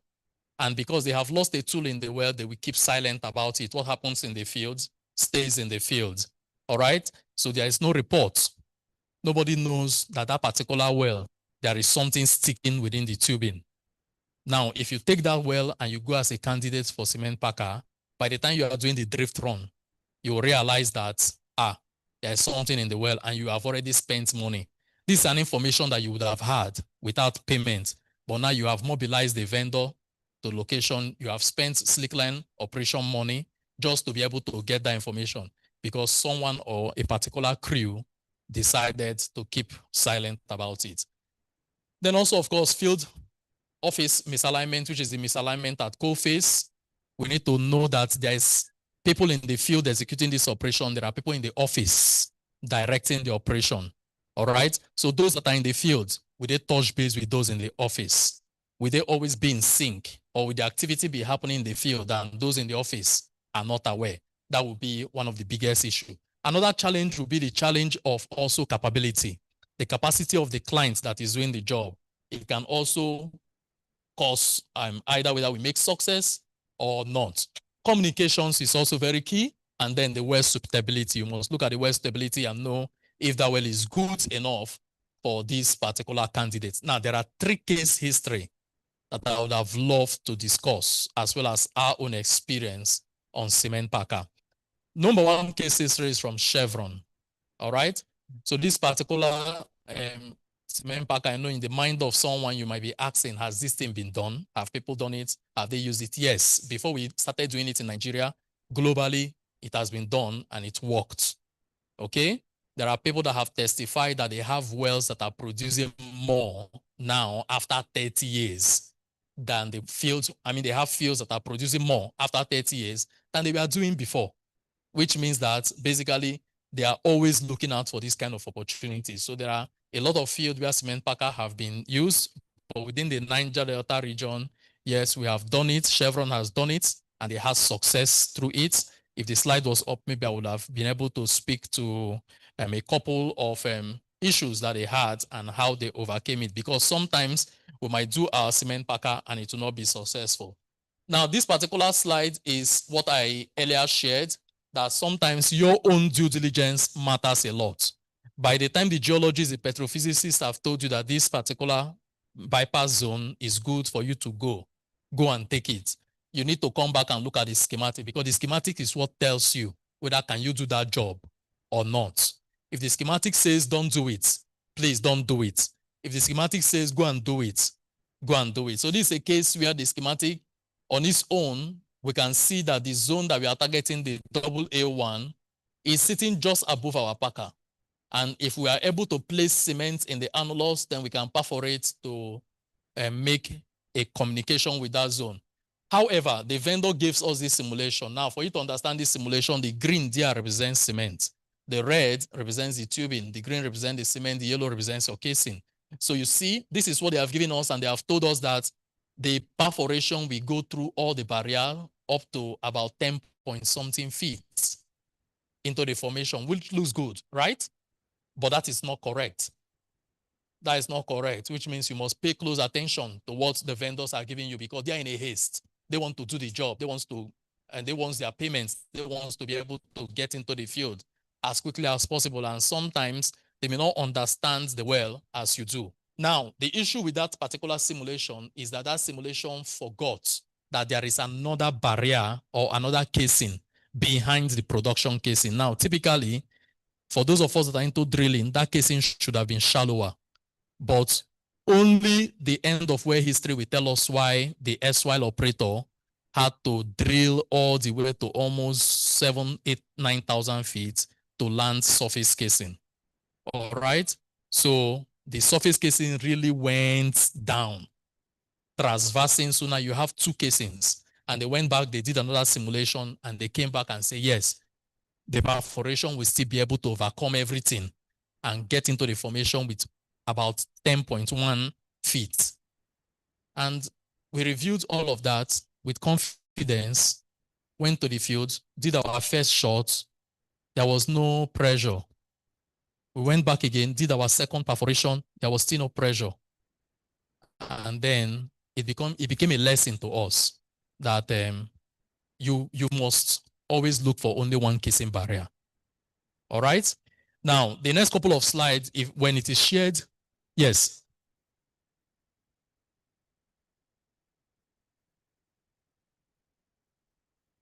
Thank you, sir.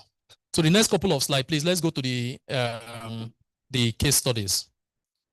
So I think this particular slide just tells us that we are trying to reduce our closing wells, increase our flowing wells. The case study of Chevron is there. They have achieved it, done a lot on it. Let's go to the next. Seplat or Eroton also did it before Seplat. And also when Eroton did it, it was successful. Seplat have also done it and published it last year in SPE.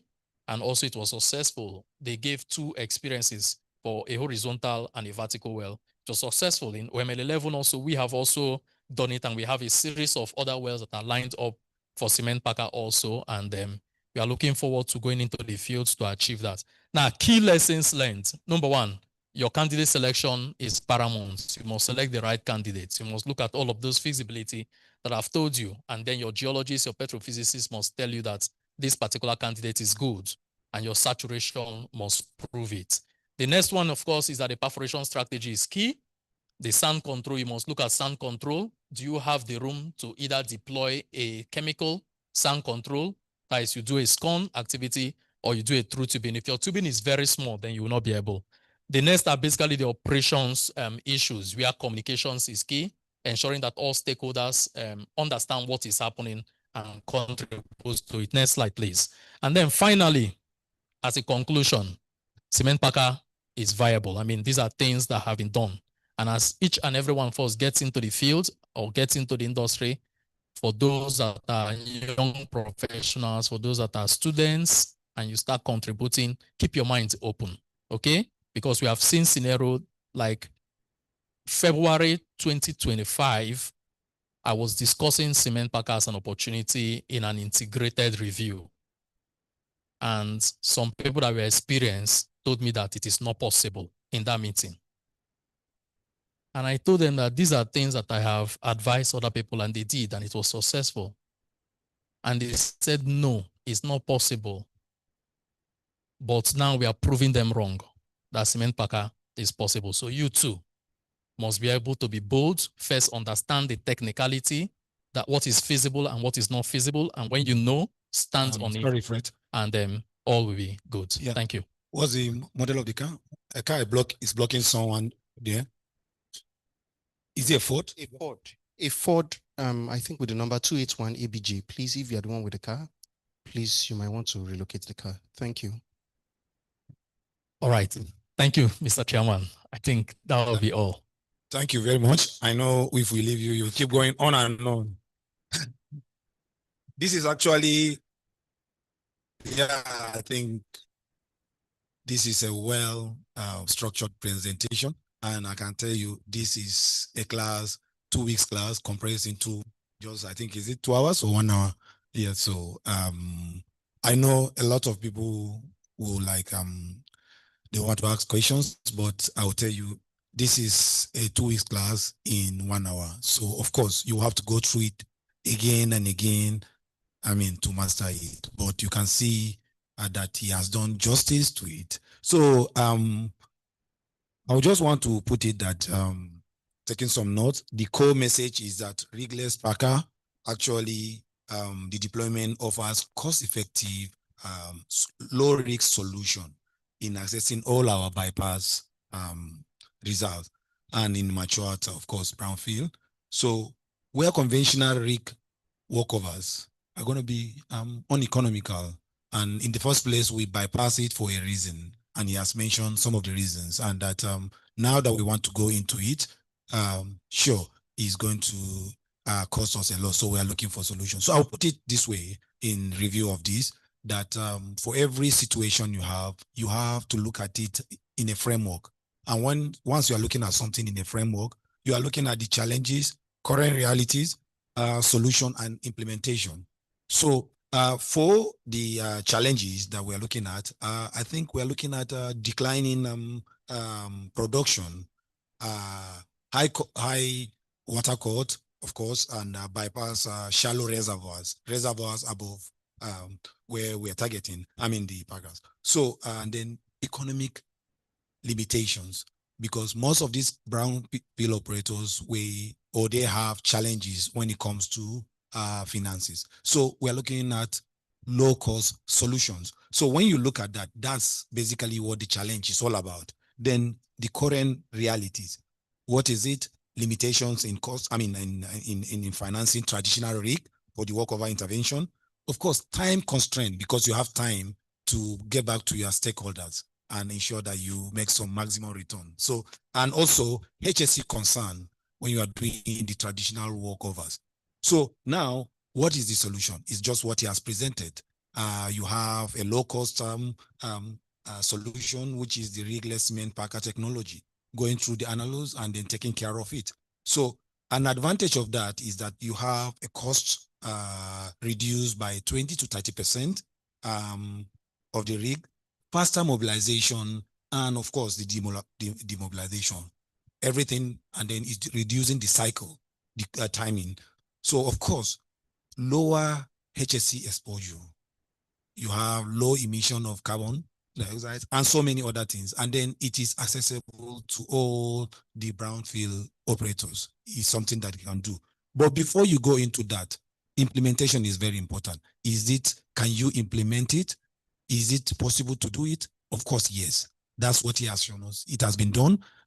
We have experts in the country that can do it. He's one of them, and that it has been done. So once you consider this structured framework, and then you know that the implementation is very much possible, then it is a technology that is here to stay, and that is going to give us increase our reserve and production at the same time. So anything that we call bypass, because I know some people are looking at what is bypass. Someone told me once about bypass oil. He said just when you go walk into and they give you milkshake with the liquid down and also the cream on top, you drop your straw on it, into it, and then you draw everything. First of all, you are enjoying the liquid. It will all go, and you are left with that the cream. So you thought that initially that cream is useless, you don't need it, but later you start asking for scoop. Give me something to take it. Now that is your bypass, and you're coming back to it at the right time when it makes sense to you. So that's just all about bypass. Thank you. Thank you so much, Mr. Chairman. So now we go into the question and answer sessions, but because justice has been done to this, I think we'll limit it to 2 or 3 questions, maybe 2 here and then 1 online, so that we'll just be able to round it up in the next 2-3 minutes, please. So maybe if we can start with the questions here, maybe just 2 here, please, and then 1. I'll take the first 2. Come on, don't tell me you don't have questions. Yes, 1, 2. In order not to be biased, can we take a female? Any female with a hand up? I'll give it.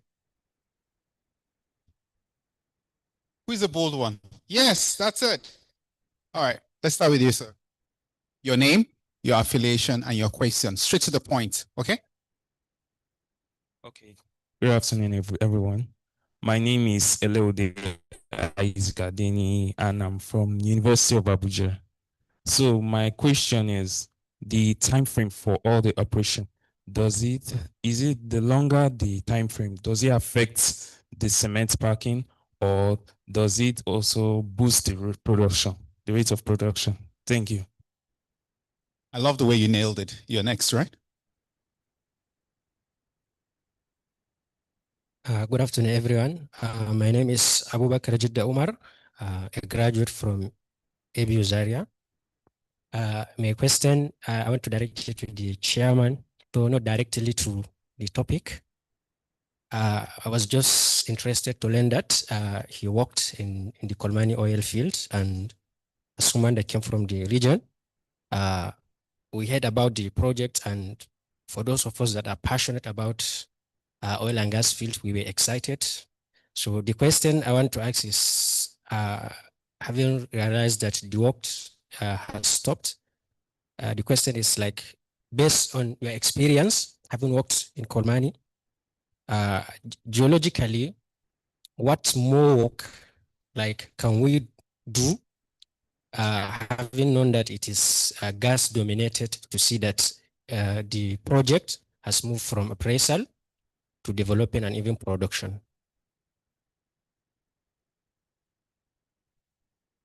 This seems to be like an offset, right? But we'll see how we can address that when the time comes. Yes. Name, affiliation, and question. Good afternoon, everyone. My name is Ogo Patience from SIPCO. My question would be the fact that we could have cases where we have some wells that have been plugged and abandoned. And then you said that using this cement packer, it comes most times after much review. Okay, you've had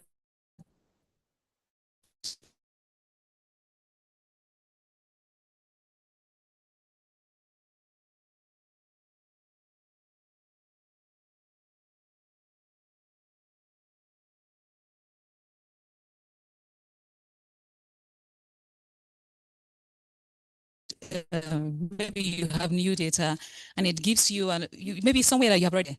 Is it also open for such wells? Okay. I think the first question is from Isaac, Uni Abuja. He's asking about the time frame and does it affect the bottom line, and what's the effect of the time when it comes to all this operation? All right, the time frame for cement packer it runs in weeks and does not really affect the cement setting, okay, which happens within 24 hours window. So it doesn't.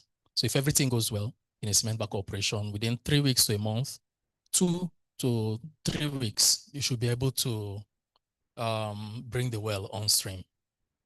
All right. Yeah. I hope that's fine. Good. Okay. I think the second question from Abubakar is talking, which is not related to, he's talking about Kolmani, and he said work has stopped. And I would say work has not stopped. The asset has moved to an E&P company, and right now they are working. When it comes to E&P activities, some people just want to see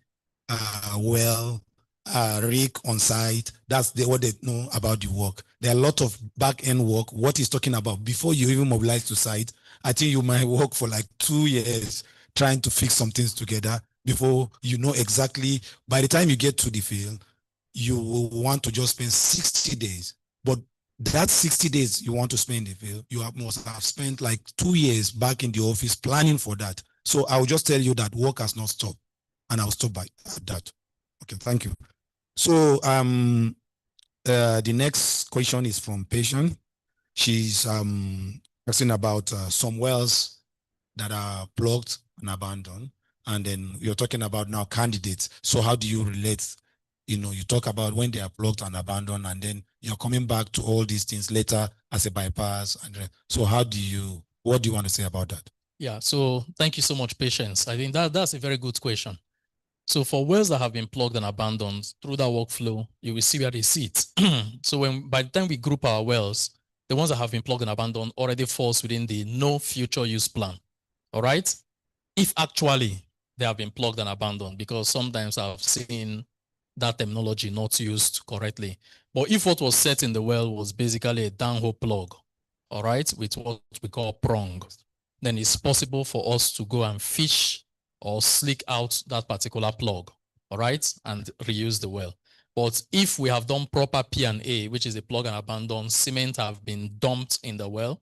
For example, some people will dump into the tubing and fill it up, then you can't mill the cement anymore. Yeah, there are companies right now, I know operations where they have milled, all right? They have been able to go back to such well, do some milling, but it's costly. The probability of success is very low. You might be able to do it and not get anything. So you must look at that technical feasibility, but once a well has been P&A'd, it no longer falls within a cement packer. Thank you. Okay, the last question online from Emeka. How do you handle micro and loose forming through the cement packer installed after a couple of years? Okay, so if we have basically done cement packer and we notice from our CBL that there is micro annulus, all right? It could be at that particular time, maybe when we interpreted the CBL, or it could be some years after, we can be able to go back and do some squeeze job. Yeah, do a very low perforation, not deep penetrating perforation back into the cement, and then do some re-squeeze. Or we might be able to use resin that is injected through the annulus to be able to achieve that. Yes, it has been done.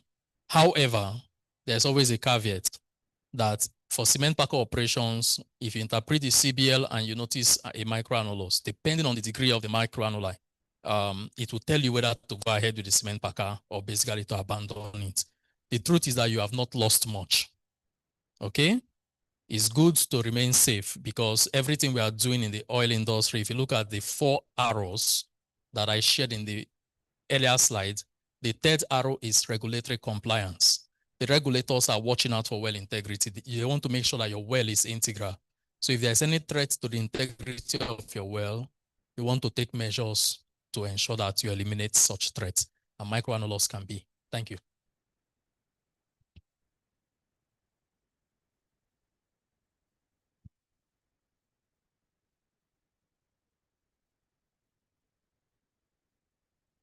I think you deserve another round of applause, right?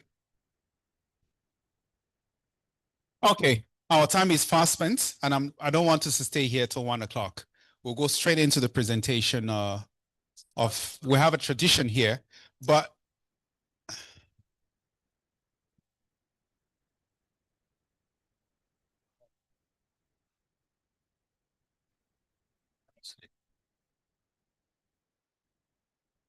just a little contribution for the sake of the students in particular.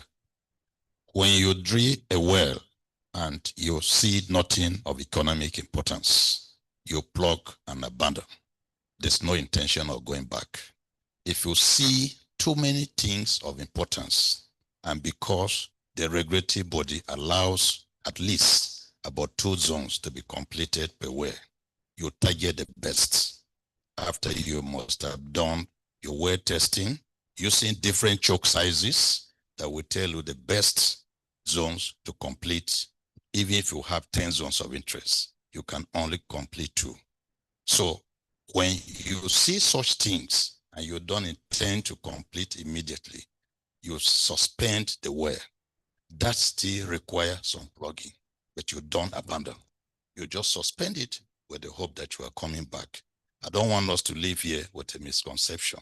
This is a wonderful topic. It's going to be so important to marginal field operators. A lot of what we could not complete was because the big companies were looking at things that the international offices we accept as being economical. To us as Nigerians and our nation depending on crude oil and gas, what may not be economical to share Chevron, Mobil, and others could be economic to us. That's why the marginal fees are being operated by Nigerians for patriotic reasons and for the little productions that we add to the economy of the nation and also create employment. Thank you very much. Thank you, Alex Saka, FNAPI. Okay, we're going into presentation of plaque. I will call on Dr. Eunice Ajayi, our former chapter coordinator, to do a presentation to the presenter and the chairman. Then I'll also call on Alhaji Zana, FNAPI, to do a presentation for the sponsor. Okay? Please, can we call on the presenter to come over? Stay in the middle.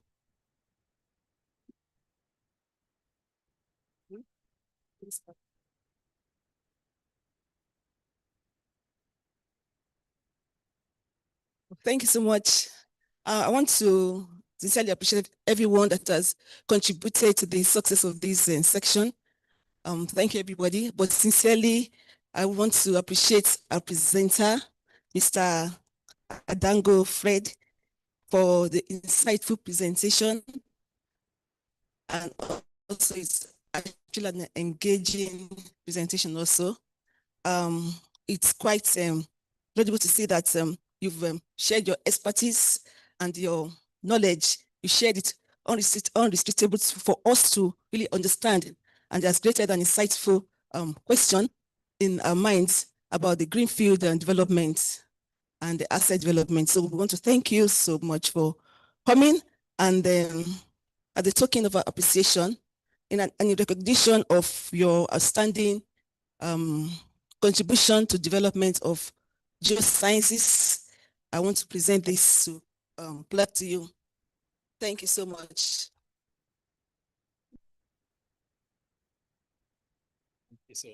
Thank you, Mr. Daga. Thank you. It's over to you. Chairman, sir, over to you. Alhaji Kaumi is up next. Alhaji Zamna, to the middle. Yes, that makes it good. Good afternoon, everyone. This presentation is to the sponsor for supporting NAPI activities, which is for the benefit of our technical development, as well as knowledge to our students. Thank you so much.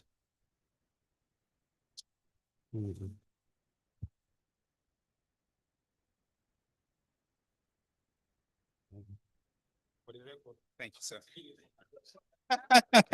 Isn't that beautiful? One more. For the sponsor, please. I will still call on Alhaji Kaumi again. Let him just finish what he started.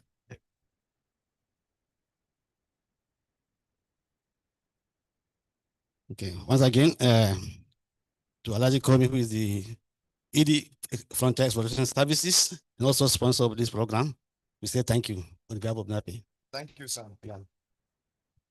Thank you. Chicken. I was expecting a louder clap from the Ansar family. Oh, come on. Is there a room for an additional member of the family? Oh, okay. God. Let me call on Alex Taka, FNAPE, please, to do a presentation to one of the next sponsor, Mr. Tumiwa Olani James.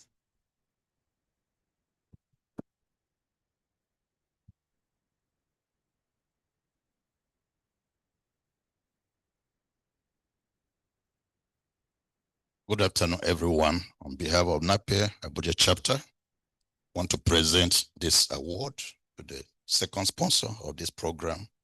We're very proud of the NNPC family, which I belong to, for sponsoring this event. And we appreciate you for this sacrifice, and we're going to help to sustain this. Thank you very much.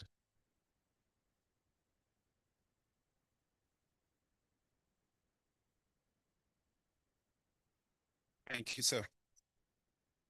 We'll have another presentation too. Abuja chapter usually have quiz competitions for the schools. It's usually tough. So at every technical sessions, we have those presentations. Before he comes over to do that, I'll acknowledge two people online.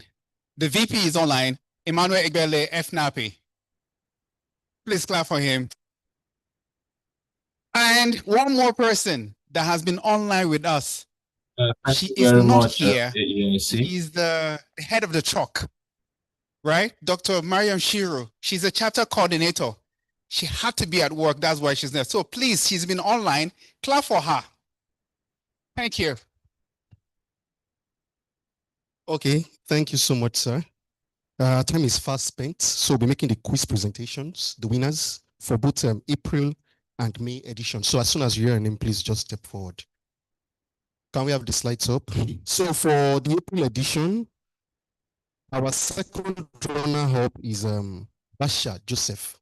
Please, can you step up quickly? Then the first runner-up, that second position, you have Joseph Mary. Okay, and the winner for the April edition is no other person than his son David Eno. Okay, quickly, David. Okay, for the May edition, I think he will just pick up his gift first. Okay, so we have Joseph Mary and David Eno. So we have a token of appreciation for you, and the reward for good work is more work. Middle. Go to the middle. So Mary, the first runner-up, is here. So yes, Mary, Joseph Mary.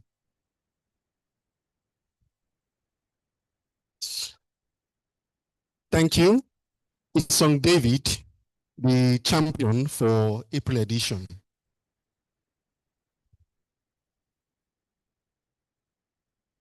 We will encourage you when the quiz is going on, participate. The next one might be a job offer. Yeah, so participate. Okay, for the May edition, quickly. The second runner-up for the May edition, we have again Joseph Mary. It's like she has made up her mind to be winning her gifts. The first runner-up is Joshua.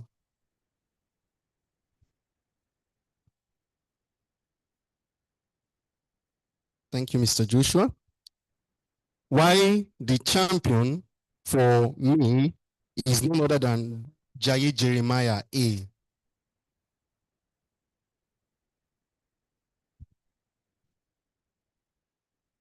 So we're encouraging you, keep it up. The next one might be $1 million. You can never tell. I won't tell you the gift until we have winners. So finally, what I'll do here is just recognition of universities and companies that were present. We have La Costrain Energy, please put your hands together. NNPC NServe, please together. NUPRC, we have representative from NNPC RTI. We are from Jovico. We are from Biometric Geoconsult. We are from Reservoir Energy. We are from NTCA. Let's keep the hands going. We are from MPR. We are from Marine Energy, Output Oil and Gas, and we also are from BMCI. Please, let's put our hands together for ourselves. Now, for the universities, we also recognize you. We have people that came all the way from Footmina. Can you give a shout? Nasarawa State University, can you make some noise? Nasarawa State, you are here, make some noise now. Okay. Bayero University, Kano, we have a representative. We also have from Federal University, Lokoja. Excellent. We have from University of Abuja, now Yakubu Gowon University. Are you not proud of your school? Then we also have some representation from Usman Danfodio University. Thank you all for making it a date with us. So we'll move to the next agenda. You forgot Nosra. The chapter coordinator will have you ahead for Keith. Oh, good. So Nosra and Sarah Energy are two companies that are here. So to round this up, Dr. Lowell will make an announcement, and then PE will also speak after you, and then that's the end of it. Thank you very much, sir. Yeah, I'm honored to present a NAPI announcement of activities. So we just had our Abuja chapter June technical business meeting. So the next meeting will be happening in Lagos on the 24th, Lagos technical business meeting. Please do well to attend that. And that will be followed by the and Calabar chapter business meeting that will be happening on the 29th June 2026. Do well also to attend. Just watch out for our announcements and the link for the programs. Then we move to the big elephant, which is 2026 NAPI Annual International Conference and Exhibition. That will be happening on between the 8th and 12th of November 2026 at Eco Hotel, Lagos. So a number of activities will be available. You are encouraged to please submit abstract. The call for abstract is already available. Please watch out for the message. And also during the 2026 NICE, NAPI ICE, we'll be having a virtual field trip. That's pre-conference field trip. Please kindly participate. It's very, very interesting to attend that. And the registration for this year's conference is already available. So early bird registration will be advisable because it's cheaper. Please do well to put up your registration before the early bird date closes. And the next one will be fundraising drive. NAPI is embarking on a fundraising drive. So all members and non-members as well as our supporters are hereby encouraged to make donations. So donations are available in the range of 250,000 for fellows of NAPI and 150,000 from active members, and lecturers are also not left out. A minimum of 75,000 naira will be very good for NAPI fundraising drive. This is for the purchase of NAPI permanent secretariat. So we also encourage all our members here today and those online as well as others who could not make it, please pay your dues. This is the reason why NAPI keeps supporting all the activities that it's supporting. So for now, this is all we have for you. Thanks for attending today's meeting. Thank you, Dr. Lowell. Peace, sir.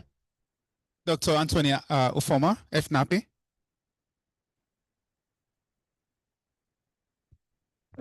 Yeah, thank you, Don. Can you hear me? Yes, we can have your audio. Can we have his audio, please? We can hear you. The online can hear you. Go ahead. That's fine. Thank you very much. So I want to use this opportunity to thank the speaker, as the presenter, Adango, Hart.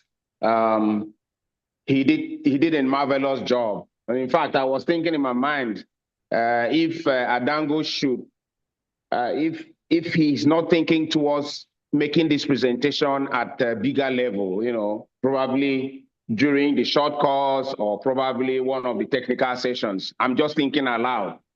Thank you very much, Adango, for the presentation. I also want to use the opportunity to thank the chairman of the session, somebody I know very well, Mr. Kaumi.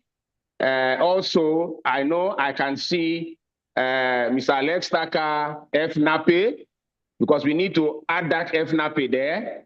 Mr. Maitama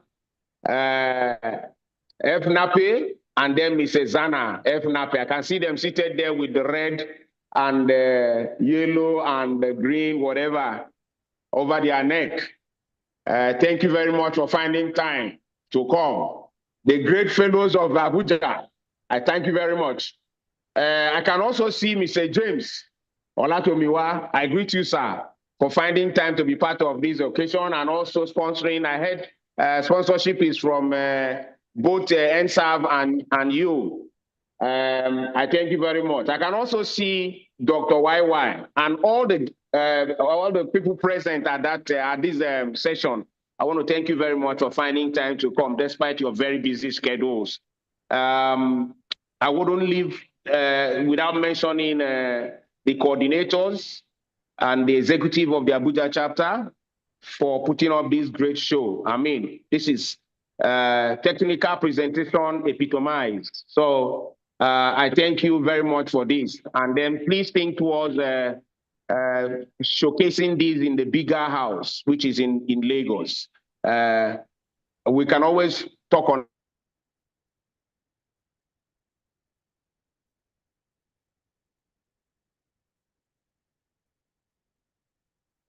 Yeah, so I think the message is taken, right? So P, if you can hear me, we've lost audio, but thank you for that. I know you will. Are you still talking, PA? Yes, I'm still talking. I've not finished. Sorry, I just wanted to make the last statement on the. Can you hear me now? Yes, we can. Yeah, the last statement is on the summer school. Please, let's wait for an announcement coming out for the summer school sometime in August. It's going to be very explosive, and we hope we'll have a lot of people from Abuja attend. It's a 3-day event, and then it's centered on AI and ML. Thank you very much again for coming and for all that you do for us from Abuja. Thank you. Thank you, P. That's it. We'll move out through this door, and then we'll take a group photograph, please. Obligers, and then I'll be at the end for it. Thank you so much.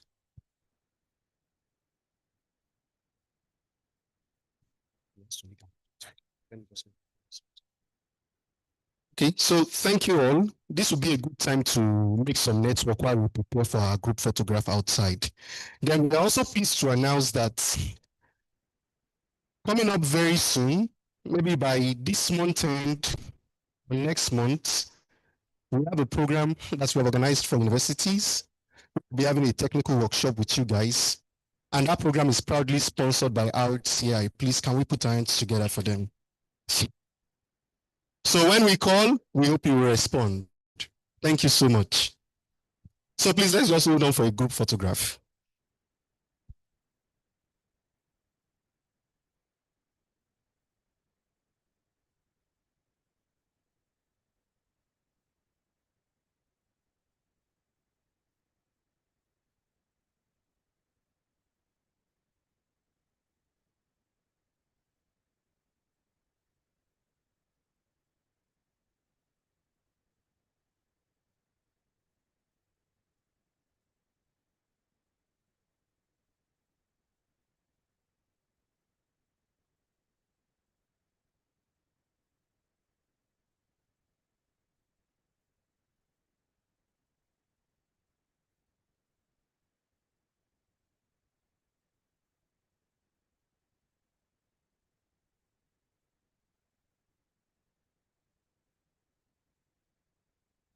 For the students, we have food for you too. Please, after the photograph, we are going to give everybody refreshments.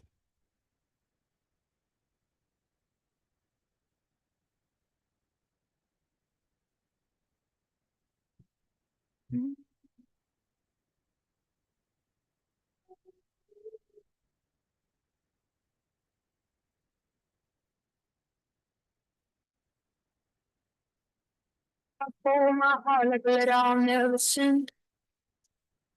Read it over, then I start again. I rehearse it all in a silent. You can continue the conversations outside. I've been living in a place where can you send me? It been so long, but I move too slow. For you, it's too slow. Okay, please, let's go for the photograph. Let's walk.